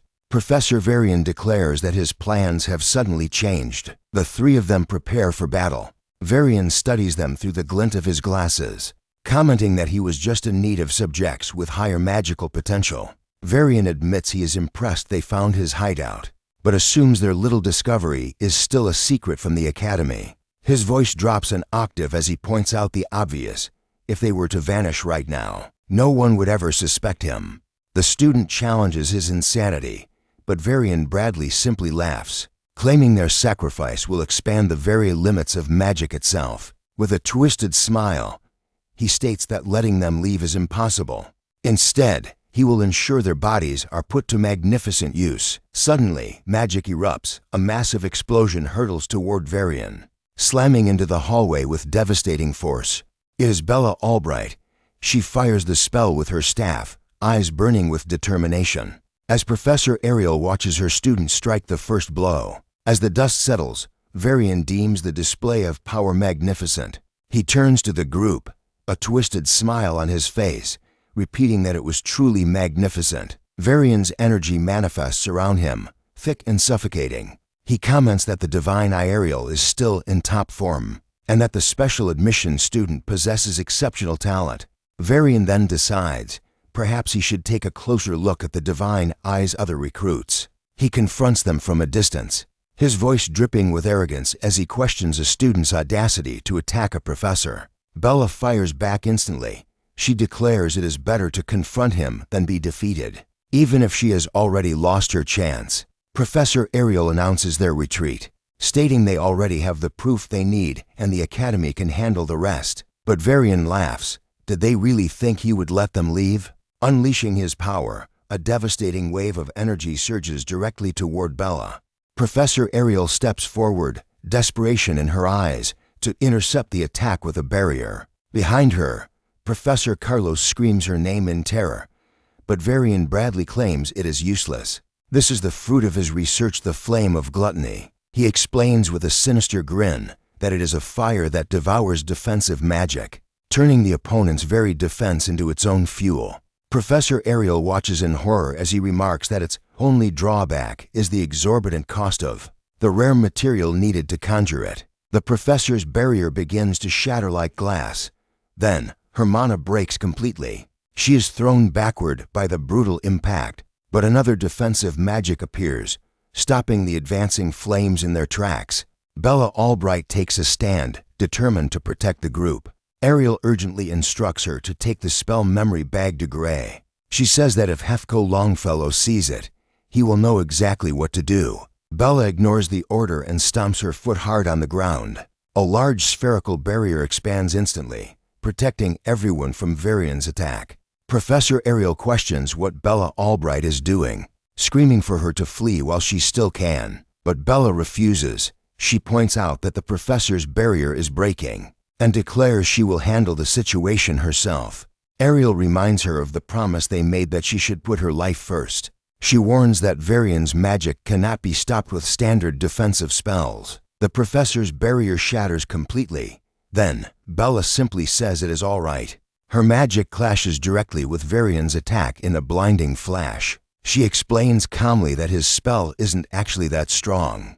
It just requires a different, specific kind of defensive magic to counter. Varian Bradley is visibly surprised. The theory to nullify his magic was known only to his inner circle. He demands to know how she possesses this knowledge. Bella replies that someone recently taught her a new theory, and with it, the spell becomes laughably easy to handle. He then questions her about who taught her. Varian shouts, demanding the traitor's name in exchange for a quick, painless defeat. The young woman asks if he really wants to know who it was. With a confident smile, she just says, "It is a secret." Bella remembers Grayly explaining the concept. Even though he is a student in the swordsmanship course, the formula he created to nullify Varian's spell was perfect. Varian concludes she won't answer seriously. He resigns himself to violence and holds up a large, pulsing crystal. Then he commands the flames to advance. He crushes the crystal in his hand. A torrent of energy filled with floating spectral forms surges forward. The attack moves swiftly down the corridor, tearing up the ground. The energy condenses into a terrifying dark vortex. Varian launches the magic toward the group. Gray asks if Bella Albright is okay. She says yes, claiming the barrier can hold, but she hesitates for a split second. Varian Bradley taunts her, stating with certainty that her mana reserves will not last more than a single minute against this pressure. Bella then asks Professor Ariel to attack him, since her hands are busy maintaining the defense. The professor agrees instantly. The professor analyzes the attack before her. She notices the flames are thinner at one point, and realizes she can project mana outside the barrier. Her hand passes through the barrier, generating sparking electricity. Now outside, Ariel prepares to cast her spell. Professor Ariel fires a high-voltage electric blast directly toward Varian. The spell shoots down the corridor at high speed. but the attack simply dissipates before reaching its target. Varian Bradley remarks that such a weak counterattack won't even graze him. Graylee remembers that the professor's offensive magic is one of the weakest among the staff. With the flame's properties, it must be absorbing any cast spells. The group is at a total loss. Despair begins to set in. Then, Bella Albright warns that she is almost out of mana to maintain the barrier. Ariel turns to the students, voice trembling, saying this is exactly why she told them to run. She looks at Gray with deep concern. He then steps forward, eyes steely, and tells the professor to leave the rest to him. Bella questions his plan, stating that his sword cannot reach the enemy from that distance. But Gray just replies that it is fine. He is sure he will reach him. The professor warns him frantically. Using that power again could cost him everything, and his arm might never recover. Gray reflects on the possibility of being defeated alone. Graylee then states that it is better than the three of them being defeated together. Suddenly, a point of light appears in the center of Varian Bradley's magic. Gray's image appears reflected in a drop of liquid suspended in the air. He attacks from above, slicing straight through Varian's spell. Gray advances with his blade in a single, precise strike. Varian Bradley stands amidst the aftermath, watching the hallway clear of his dissipated magic. In the distance, Graylee and the others remain standing. Bella Albright stares in paralyzed shock. Then, Varian's body hits the floor, defeated. Professor Ariel speaks, her voice laced with awe. It is the first time she has witnessed his true power with her own eyes. But the impact of the strike was too catastrophic. The ceiling begins to crumble. Massive chunks of debris rain down toward them. A figure lands softly on the ground. Instantly, the falling debris freezes in midair, suspended by thin, shimmering lines of energy. Ariel comments that this exceeded her expectations. Turning away from the chaos, she looks to Gray. "Are you all right? My dominant arm is numb," he admits, grimacing, but his grip tightens around his sword. He confirms he can still move it. The professor nods with approval. His training is paying off. The young man agrees silently. Gray reflects on his growth. In the past, this would have left him unconscious for days.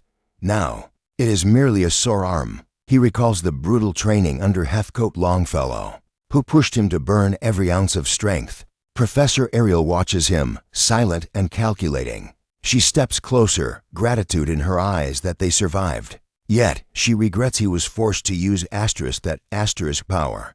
Gray tells her not to worry. It was his decision to stop Varian, and he thanks her. But she pleads with him, "Please, try not to use that power for a while." The professor's voice turns grave. "If you do, the damage will be irreversible." Gray stares at her, stunned by the warning. Silence stretches between them. Finally, the young man simply says, "I'm sorry." Bella breaks the mood, asking if that was magic. She felt absolutely nothing. She shakes her head. It is impossible to explain that level of destruction with magic alone. Ariel cuts her off with an apology. "Do not investigate. Do not speak of this." Bella asks why, but Ariel is already conjuring a spell in her hand. "The threat is clear. I will be forced to erase your memories if you don't promise to stay quiet." Bella panics and agrees immediately. She suggests sealing it with a magical contract. Ariel nods. "Proceed with the contract." They seal the pact with a magical signature. The secret is safe. Ariel looks up. "What's next?" Gray points to the fallen students. "We help them first." He notes they appear trapped in a deep magical sleep. Ariel confirms they aren't in immediate danger, but they need the Academy's medical wing. She casts a spell, enveloping the prisoners in light. The barrier secures them, protecting their unconscious bodies from any external harm for the time being. With the students safe, Ariel decides to investigate. She looks around the ruin. This place is insane. The professor activates her magic eye. She sees the truth illegal experiments using forbidden procedures to create magical catalysts and artificial humans.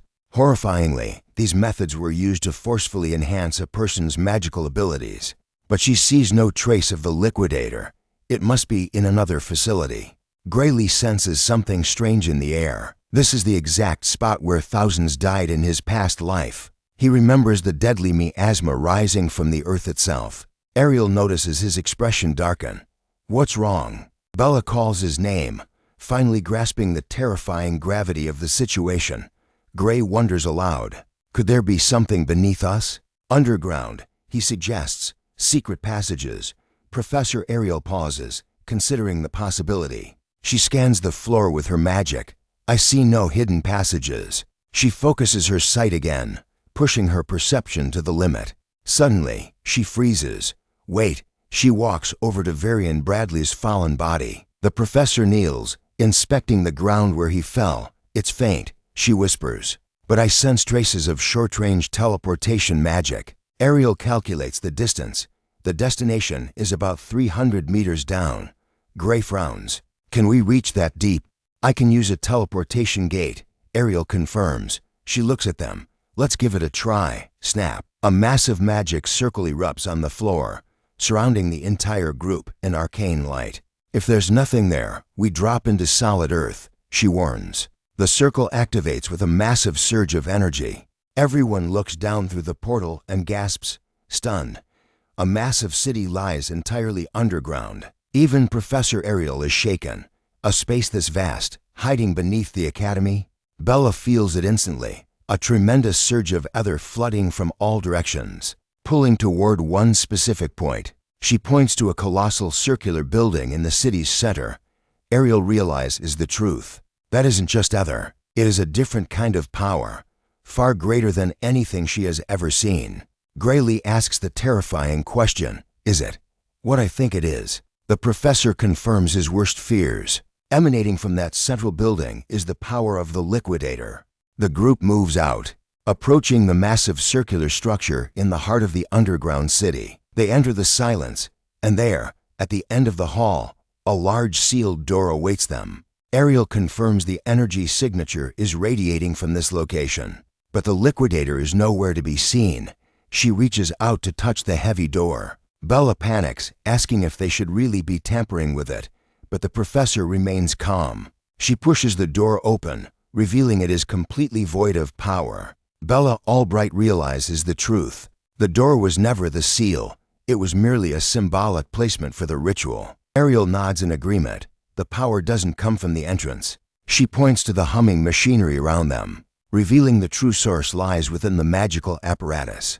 Inside one of the devices, raw energy begins to coalesce. Suddenly, the entire facility roars to life, and the group watches from a safe distance as the system activates. Gray stares into the light, demanding to know what is happening. Are they insane enough to try summoning the Liquidator right here? Bella screams that the magical density is critical and they must shut it down. But Ariel stops her, her eyes glowing with foresight. This facility cannot summon the beast. Suddenly, the massive door ahead begins to fracture under the pressure. Graylee shouts that the very fabric of space is tearing apart. Bella cries out for the professor as the energy output spikes, and the door crumbles further.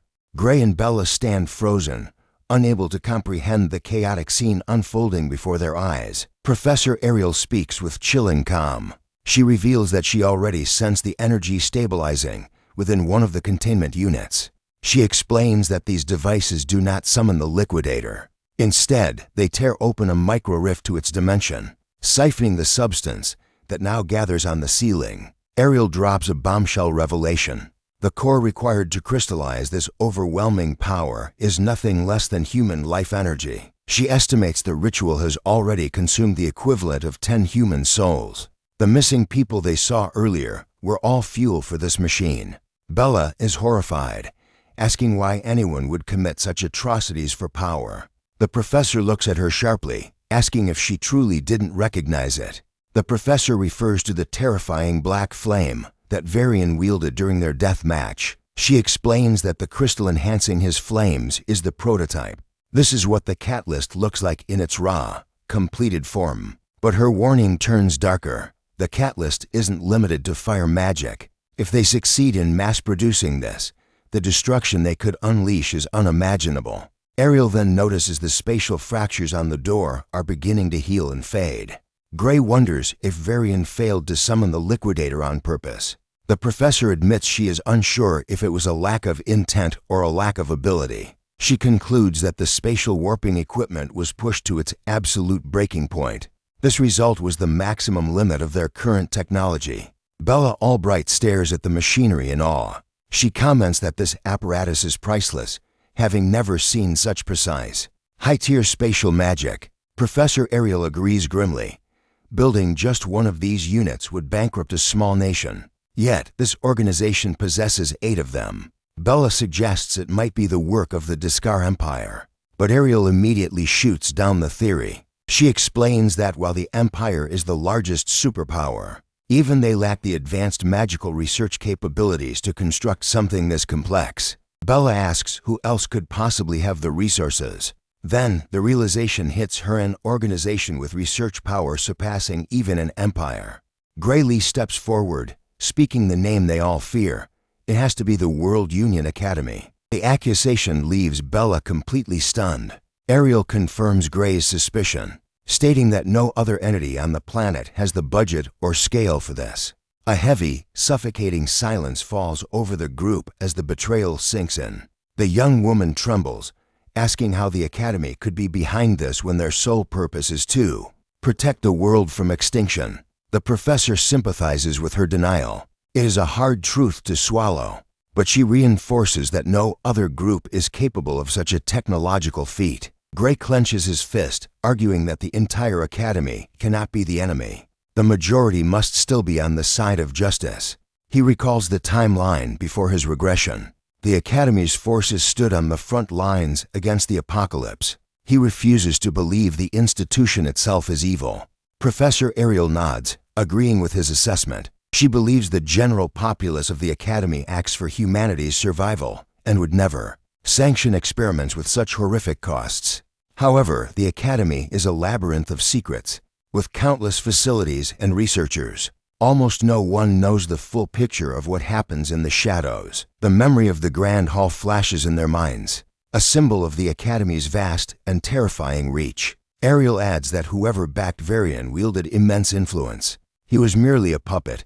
He could never have organized an operation of this scale alone. Bella Albright asks if this means they can never fully trust the Academy again. The professor reveals she has been monitoring the organization from the inside for decades.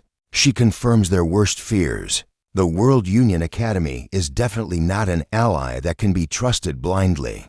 The professor believes that even the monsters running this experiment are not acting out of malice. They likely believe they are saving humanity. They have convinced themselves that these sacrifices are necessary for the greater good. The truth remains buried in the dark. Graylee asks if they can track the mastermind, but Ariel shakes her head. There are no communication devices here. She explains the cleanup was perfect. Not a single trace of the creator's magical residue remains on the equipment, making tracking impossible. The trail seems cold, but Ariel suddenly hesitates, her expression shifting as a thought strikes her. Suddenly, a device detonates right behind Bella. Graylee flinches as a chain reaction of explosions begins to erupt around him. Chaos consumes the entire hall in a blinding flash of destruction. Professor Ariel realizes it is a trap designed to erase evidence. She grits her teeth, wondering why they didn't trigger this back when Varian was cornered. Bella Albright cuts her off sharply. This isn't the time for theories. They need to escape this inferno immediately. But the professor remains ice cold. She scoffs, dismissing the threat as mere magical fireworks. She slams her hand against the floor. The professors of World Union Academy are not so fragile. With a confident smirk, Ariel declares they won't fall here. A massive magic circle blazes to life beneath their feet, shielding the group in radiant light. As the ceiling crumbles, Ariel commands them to stay inside the circle while she channels her mana. The explosion swallows the area, but the barrier holds firm an island of safety. When the smoke clears, the hall is obliterated, leaving only their platform standing. Under the pale moonlight, space warps. The group materializes on the outskirts of a massive building. The spell didn't just save them. Ariel notes with relief that every single captive was transported to safety alongside them. Gray lets out a breath. He admits he thought it was game over. That was way too close for comfort. The professor explains that teleportation was sluggish because of the extra passengers, but saving the equipment made the risk worth it. She clutches the recovered devices. With this hard evidence in hand, The Academy can no longer turn a blind eye. Later, they gather before an ornate door to make their report. An aide informs them the survivors are already being treated in the Academy's medical wing. Director Auroradram Alexandro greets them. He offers his gratitude for halting Varian's twisted experiments. But his expression hardens. He demands answers about the magic engines Varian possessed. Auroradram slides a document forward. A single one of those engines costs more than a nation's entire budget. Ariel frowns. How did Varian acquire 8 of them alone? The director reveals the dark truth.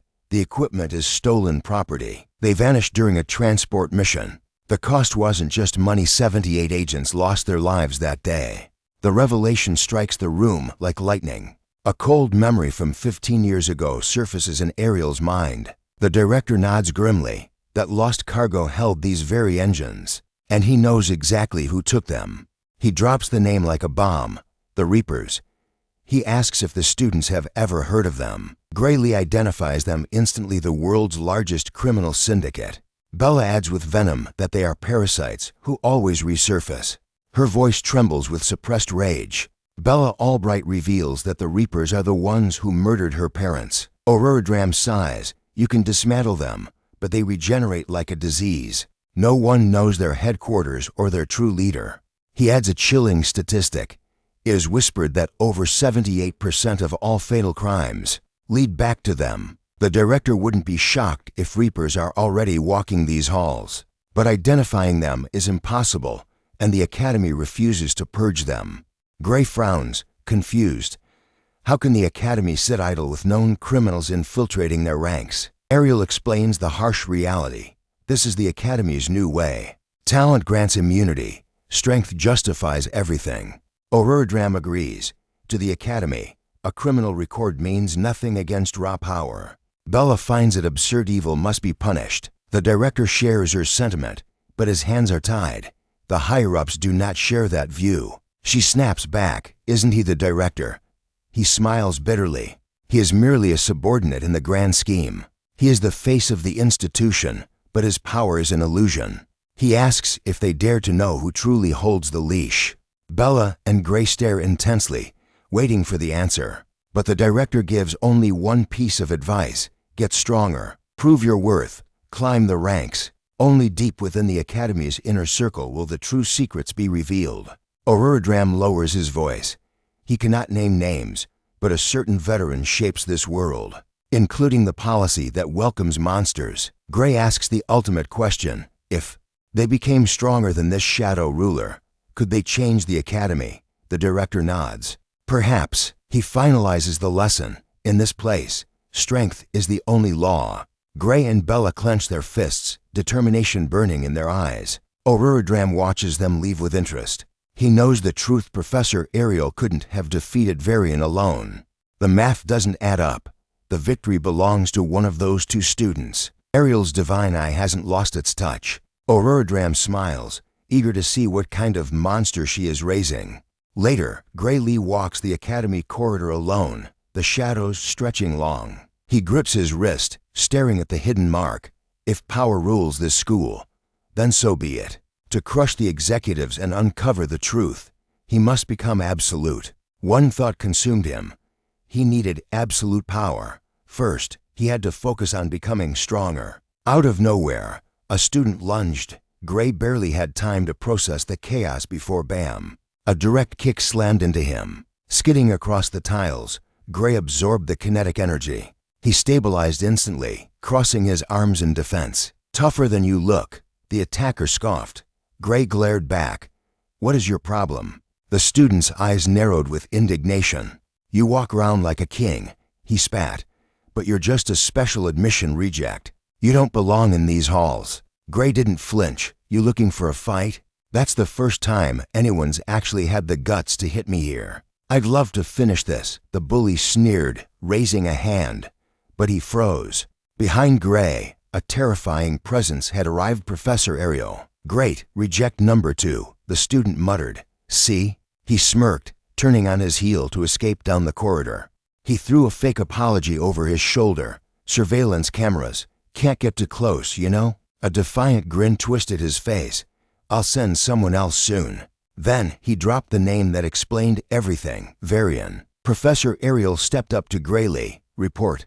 Gray shrugged. Just a shove. Said a divine eye user is trash who shouldn't walk the halls. Ariel sighed. No weapon. No visible injuries. My hands are tied officially. Then a dangerous glint entered her eyes. Why don't you chase him down and neutralize the threat? Gray blinked, stunned. Am I allowed to do that? As your superior? No, she said smoothly. But my eyesight has been terrible lately. I might not even notice a brawl happening right next to me. Gray shook his head. I'll let it slide. No need for extra trouble. Ariel looked disappointed. Is that so? Are the Divine Eye students usually bullied this hard? She asked. Gray clarified. Mockery? Yes. But physical attacks, this is a first. She paused, her gaze piercing. Do they really just make fun of you? Ariel sighed, regretting her lack of authority. But Gray stopped her. Professor, if not for you, I wouldn't even be in this academy. Bella, the others, and I will prove the Divine Eye program wasn't a mistake, Gray vowed. Because you have a good eye for talent. Elsewhere, the gears of fate were turning. Amy White prepared for battle, while Bella Albright channeled her mana. Meanwhile, Jacob Bloomfield launched his assault. Back in the hall, Professor Ariel stood in silence. Thank you, Gray, she finally said.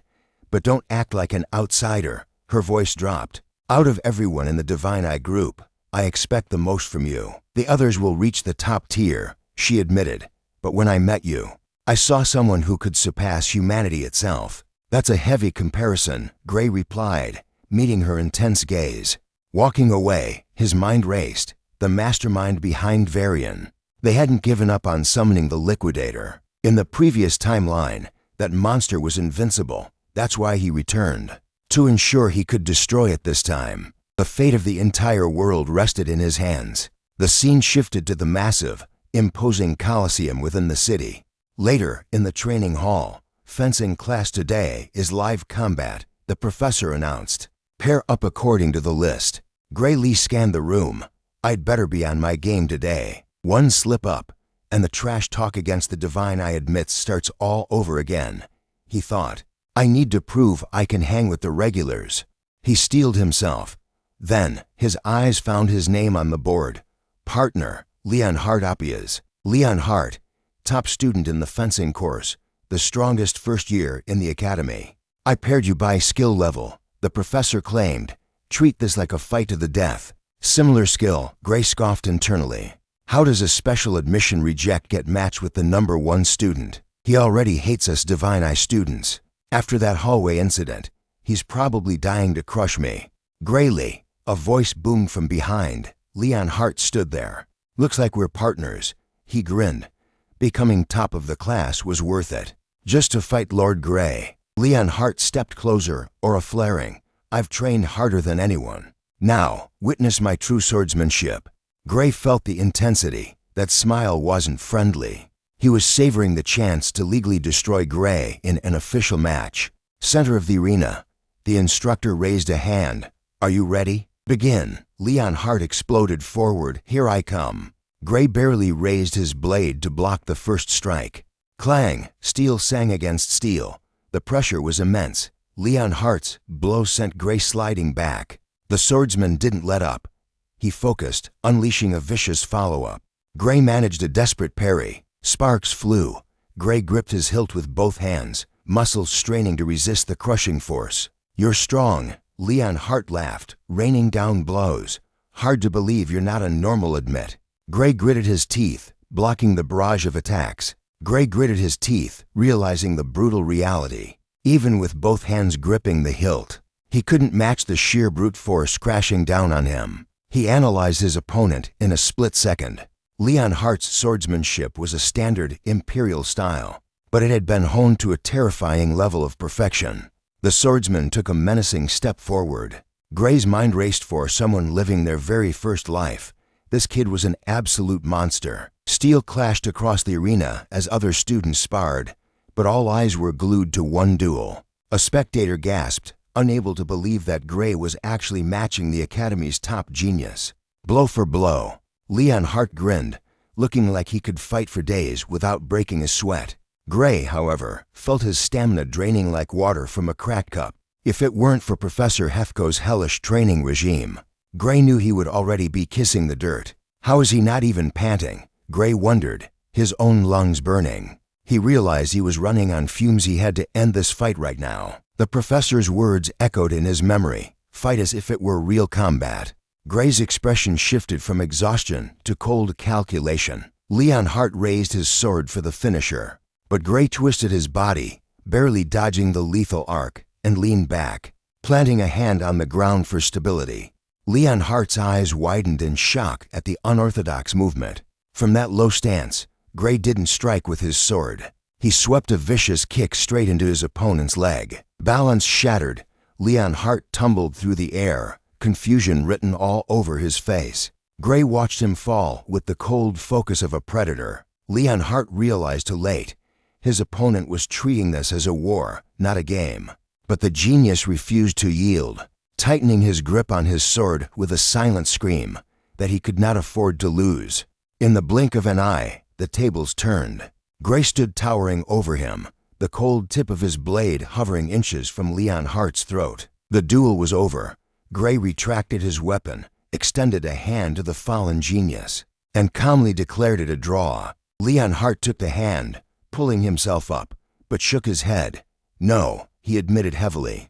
In that final moment, all I could do was swing blindly. He knew the truth. Gray could have finished the fight decisively if he had truly wanted to strike a fatal blow. Because it was a mock battle, I hesitated. Leon Hart analyzed, his voice low. I forced myself to aim for a safe spot instead of a kill shot. Am I wrong?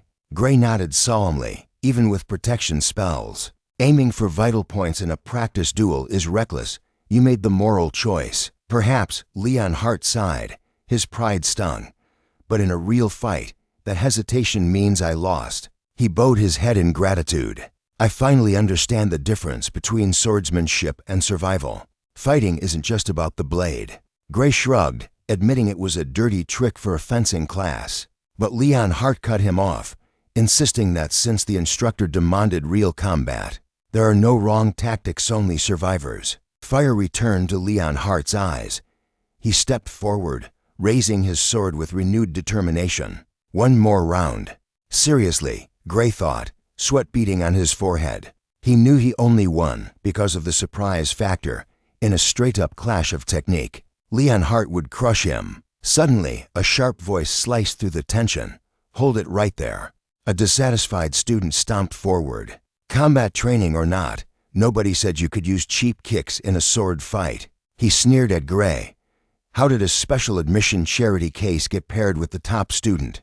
Don't get cocky just because you got lucky. Gray stared at him blankly, thinking, I wasn't the one who picked the team's genius. Leon Hart stepped between them, radiating hostility. The professor decided I was the only one worthy of fighting Gray. Stay out of this. Professor Hefko approached, his presence silencing the murmurs. I made the pairs, he confirmed. I matched students based on similar combat potential. His gaze swept the room. And Gray is the only one here capable of standing toe-to-toe with Leon Hart. The professor turned to the heckler with a challenge. You think you're better? Fine. Beat Gray, and you can take his place as Leon Hart's opponent. The student smirked. Deal. I beat the examiner to get in here. The arrogance dripped from his voice. Don't compare me to some loser who barely scraped by the entrance exam. Leon Hart watched, shaking his head. This fool was judging Gray by his admission papers, completely blind to his true strength, just like he used to be. Gray, however, saw an opportunity. Honestly, he thought, this is a perfect chance to make sure everyone recognizes my partner's judgment. But Leon Hart wasn't thinking about reputation. He glared at the challenger, thinking, you dare interrupt my time with Lord Gray? For that crime alone, Leon Hart muttered darkly, you deserve a harsh lesson. The newcomer blinked, wondering why the top student looked ready to kill him. Professor Hefko intervened. If you object to the anything goes rule, we'll restrict this duel to swords only. Gray, do you accept? Gray assessed his new foe. He had zero data on this guy. But anyone who passed the regular exams wouldn't be a pushover. He knew the math was against him. The opponent had superior stamina and physical conditioning that a few weeks of training couldn't magically overcome. So, Gray put on a hesitant face. "I'm not exactly confident in my abilities," he finished, asking if there were penalties for losing. The professor confirmed it was just practice, but warned them to give it everything they had. Gray nodded, his demeanor shifting instantly. Both fighters raised their blades, the air thick with anticipation. The signal dropped. Immediately, the student launched himself forward like a cannonball. "Time to put the trash in the bin," the student roared, swinging with full force. Gray didn't flinch, raising his sword to intercept the heavy blow. "Wait," Gray thought as the steel connected. The blades locked, sparks flying but in a shocking twist. It was the challenger who was blasted backward by the impact. The challenger freezes in shock. Meanwhile, Gray barely registers the impact, realizing the attack was pathetic and his opponent's power is utterly disappointing. Refusing to accept reality, the student charges for a second strike. Gray frowns, wondering if the boy is holding back. With one casual motion, he disarms his adversary instantly. The student hits the dirt hard, crumbled by the sheer force of the counter. The supervising professor steps in immediately and declares the duel finished. Gray strolls over and asks if he is okay. In his mind, he is puzzled. He honestly expected the guy to dodge such a basic move. Scrambling to his feet, the humiliated student screams it was just blind luck. He insists he was caught off guard and demands one more round to prove himself. The professor sighs and allows the beating to continue until the boy is satisfied. The student attacks Gray relentlessly again and again. Hours pass until the sky clears above the arena. Once more, Gray approaches the collapsed challenger to check his condition. The battered boy opens his mouth to respond. Though completely drained, he wheezes that he is fine. The professor decides enough is enough and orders the student be taken straight to the infirmary. Turning to the class, the instructor makes a grand announcement. This year's representatives will be Gray and Leon. He dares anyone to object. Gray blinks, asking what exactly a representative does. Leon Hart steps up, explaining that the elite first years are chosen to face the second-year champion. The professor nods, confirming the gravity of the situation. This is the selection for the legendary inter-year battle. He points a grim finger at the students.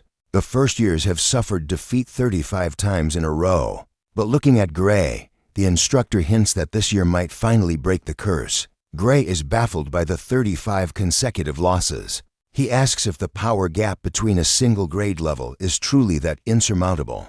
The professor confirms the harsh truth. 1 year at this academy creates a massive divide in strength. He explains that defeat is not just normal, it is expected. He adds that merely putting up a decent fight is considered impressive. Actually winning would be recorded in history as a defying miracle. Placing a reassuring hand on Gray's shoulder, the professor advises them not to stress over the impossible. With that, he dismisses the class. As he walks away, Gray reflects on the news. The inter-year battle does not seem as life or death serious as he first imagined. However, as a special Divine Eye student, he sees a golden opportunity. This is his chance to prove his combat prowess. The young man clenches his fist, resolving to train harder than ever. Meanwhile, tension fills the air of the faculty meeting.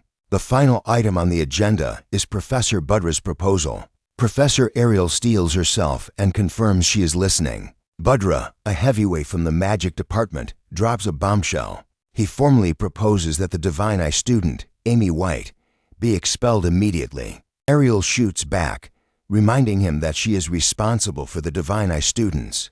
But Budra counters coldly that her responsibility is exactly the problem. He points out that Amy White failed her third-year advancement exam. The only reason she remains on campus is her protected status as a special admission. Budra slams his hand on the table. He demands to know how that is fair when every other student who failed was kicked out without mercy. Ariel rushes to defend her student. She explains Amy is developing world-class combat abilities, but a physiological reaction is currently sealing her full power. A sharp scoff echoes through the room. The professor sneers, noting that her excuse makes a failure sound like a misunderstood prodigy. He asks how long she intends to keep peddling this fantasy. Ariel insists it is the absolute truth. Amy could gain full control any day now, but if they pressure her, that potential could be extinguished forever. Another faculty member points out she has used this same excuse before. He asks if her master plan is to let substandard students leech off the academy indefinitely. Ariel stands her ground, arguing that the very purpose of this academy is to nurture talent, not discard it. She claims expelling a gifted student just because they do not fit the system is a betrayal of their mission. Budra questions her definition of the word talent. He remarks that the special picks might have been legends in the past, but the current generation is nothing but a crop of failures. Ariel bites her lip, thinking of her students, Amy White, Bella Albright, and Jacob Bloomfield. Another voice chimes in, suggesting the great divine eye has lost its insight. Perhaps it is time to abolish the program entirely. Ariel is blindsided. She asks in disbelief what they are actually proposing. The professor reminds her of the bylaws. The founding council established the program, but a majority faculty vote can end it. A colleague agrees, noting the current Divine Eye students are unimpressive. Another adds that while he has heard of Bella Albright's improvement, it is hardly a great achievement when her harmonic capacity is so questionable. Ariel opens her mouth to fire back. Yet another professor agrees. While the ancient Divine Eye students were titans, the recent class is woefully underwhelming. Scornful smiles spread across the room. Disdain fills the eyes of her colleagues. Ariel realizes with horror that the opposition is far larger than she calculated. At this rate, the entire program faces total annihilation. Budra drives the point home, claiming the program has been a fossil for years. It is time for the academy to move on. A colleague taunts her, asking if she still believes her judgment of talent is superior to everyone else's. Ariel clenches her fist until her knuckles turn white. She wants to scream yes, but knows it would only seal her fate. She knows the truth deeply. They already despise her. However, she knows some professors still care about the academy's benefit. She cannot risk alienating the few swing votes she has left. Ariel forces herself to remain silent. Budra smirks, asking if the cat has got her tongue. He twists the knife, sneering that at least she knows she is well past her prime. Another professor sneers, agreeing that it is time for her to bow out gracefully before her. Legendary legacy crumbles into dust. A sharp voice cuts in, suggesting that if she insists on pampering her favorite disciples, she should simply open her own private sect. Calls of brilliant mock the room. He laughs, claiming she would be lucky to find a single student foolish enough to follow a decaying Divine Eye. But Ariel stands her ground. She insists those children just need time to bloom. She vows to stop their expulsion at any cost before they can prove their true worth. The murmurs die down as one voice rises above the rest, asking about the Divine Eye students, specifically mentioning the boy named Gray. Another admits he has heard rumors. Gray shows promise among the first-year swordsmen, enough to be selected for the high-stakes interior battle. Professor Budra leans forward, a glint in his eye as he comments that the boy does indeed sound interesting. Then the trap is sprung. A suggestion echoes through the hall. Let the boy prove his worth in the arena and decide the program's entire fate based on his results. Professor Ariel falls into a heavy silence. Memories of Professor Heathcote Longfellow flash through her mind, causing her to hesitate before answering. She tries to explain that Gray's power is ill-suited for simulated duels and only shines in life-or-death combat, but a professor slams his hand on the table, cutting her off. He shouts with dripping condescension, "If a student cannot display power in training, they will be useless in a real fight." Everyone here knows this is the absolute truth. Ariel shoots up from her seat. She retorts that they are blind to the truth. His skills transcend normal swordsmanship. Suffocating tension fills the faculty meeting room. A senior professor raises a hand, declaring the debate futile. However, he offers a final ultimatum. Seeing the Divine Eye admission in action seems reasonable. They will pass their final judgment solely on his performance in the upcoming battle. Ariel tries to object, but it is too late. As they file out, the professors sneer that they look forward to the competition. It promises to be quite the humiliating show.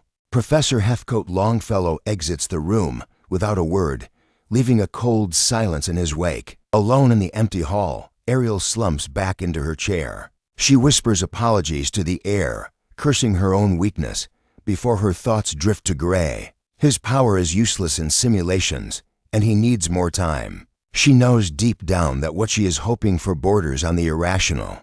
Even so, she sends a silent plea to the heavens. She begs for someone to help these children, these rough gems with world-class potential, and protect their fragile future. The fated day of the interior battle finally arrives. The arena roars with energy as the event begins. The announcer introduces the top-ranked first-year prodigy, Leon Hart. Next, the crowd cheers for the top second-year student, Lunal Hartman. Following her is the first-year challenger, Gray Lee.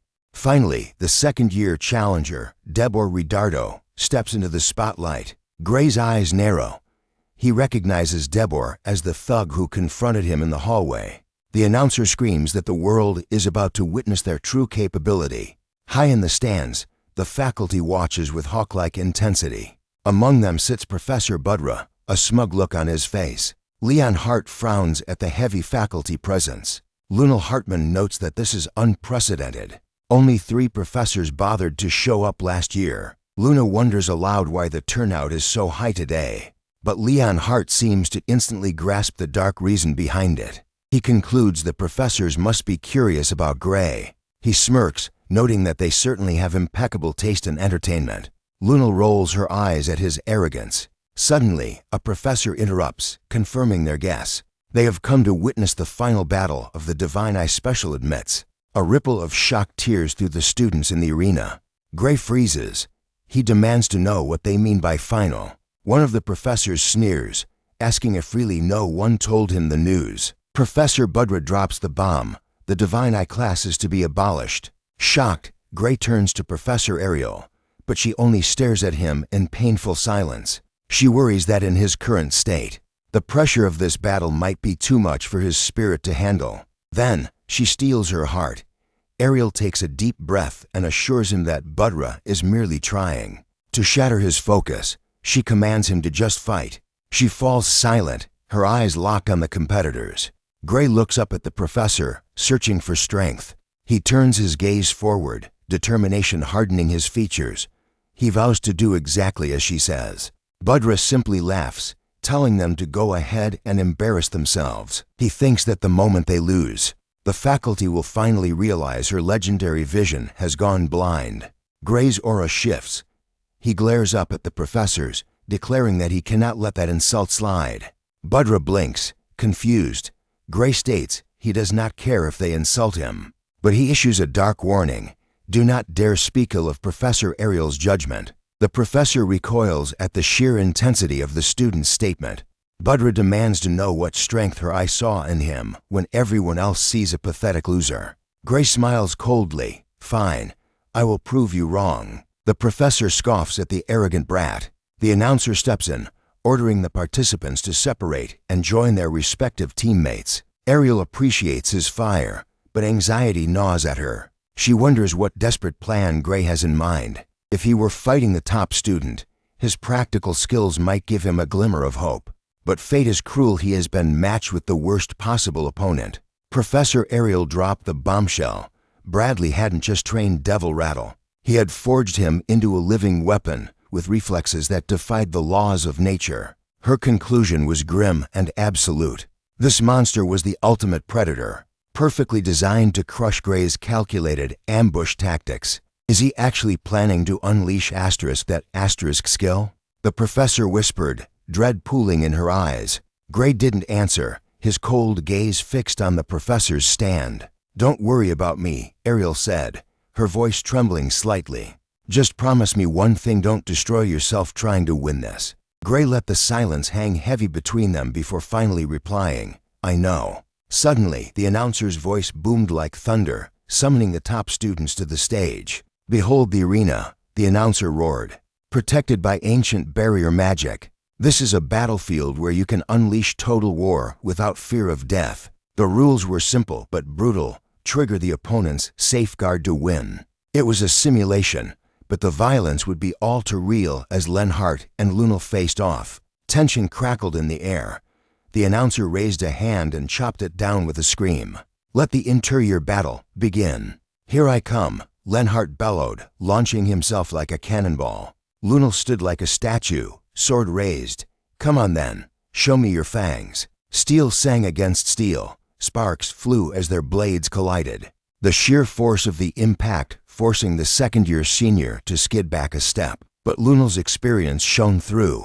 He twisted, launching a counterattack so heavy that Lenhart stumbled, slamming his hand into the dirt to keep from collapsing. Asterisk smack, asterisk Lunel landed a clean hit. Lenhart grit his teeth, frustration boiling in his gut. Asterisk damn it, I'm still miles away from fighting like Lord Grey, asterisk. Not bad, Lunel smirked, barely breaking a sweat. You're stronger than I was as a rookie. But if you want to survive this, pick up the pace. Keep up, Lunel challenged, blurring into motion. A storm of rapid-fire strikes rained down, forcing the first-year student to retreat. His defense crumbling. Asterisk crack, asterisk Lenhart's protective barrier shattered in a burst of light. Lunel prepared the finisher, but the announcer's voice cut through the chaos. That's ENOUGH. Winner, Lunel Hartman. The declaration echoed through the stadium. Breathing hard, the two warriors bowed, respect forged in the heat of battle. Next up, the challengers match. As the crowd's roar reached a fever pitch, Lenhart clapped Gray on the shoulder. Good luck. Gray nodded, thanks. Walking toward the center, Gray's expression darkened. Asterisk I've done enough talking. Asterisk he thought, his aura shifting.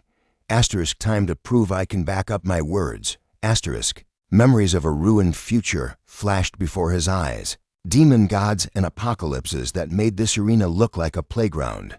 Compared to that hell, this fight was nothing. A metallic screech tore through the silence. Across the arena, the tip of Devil Rattle's blade dragged along the stone, sparking a promise of violence.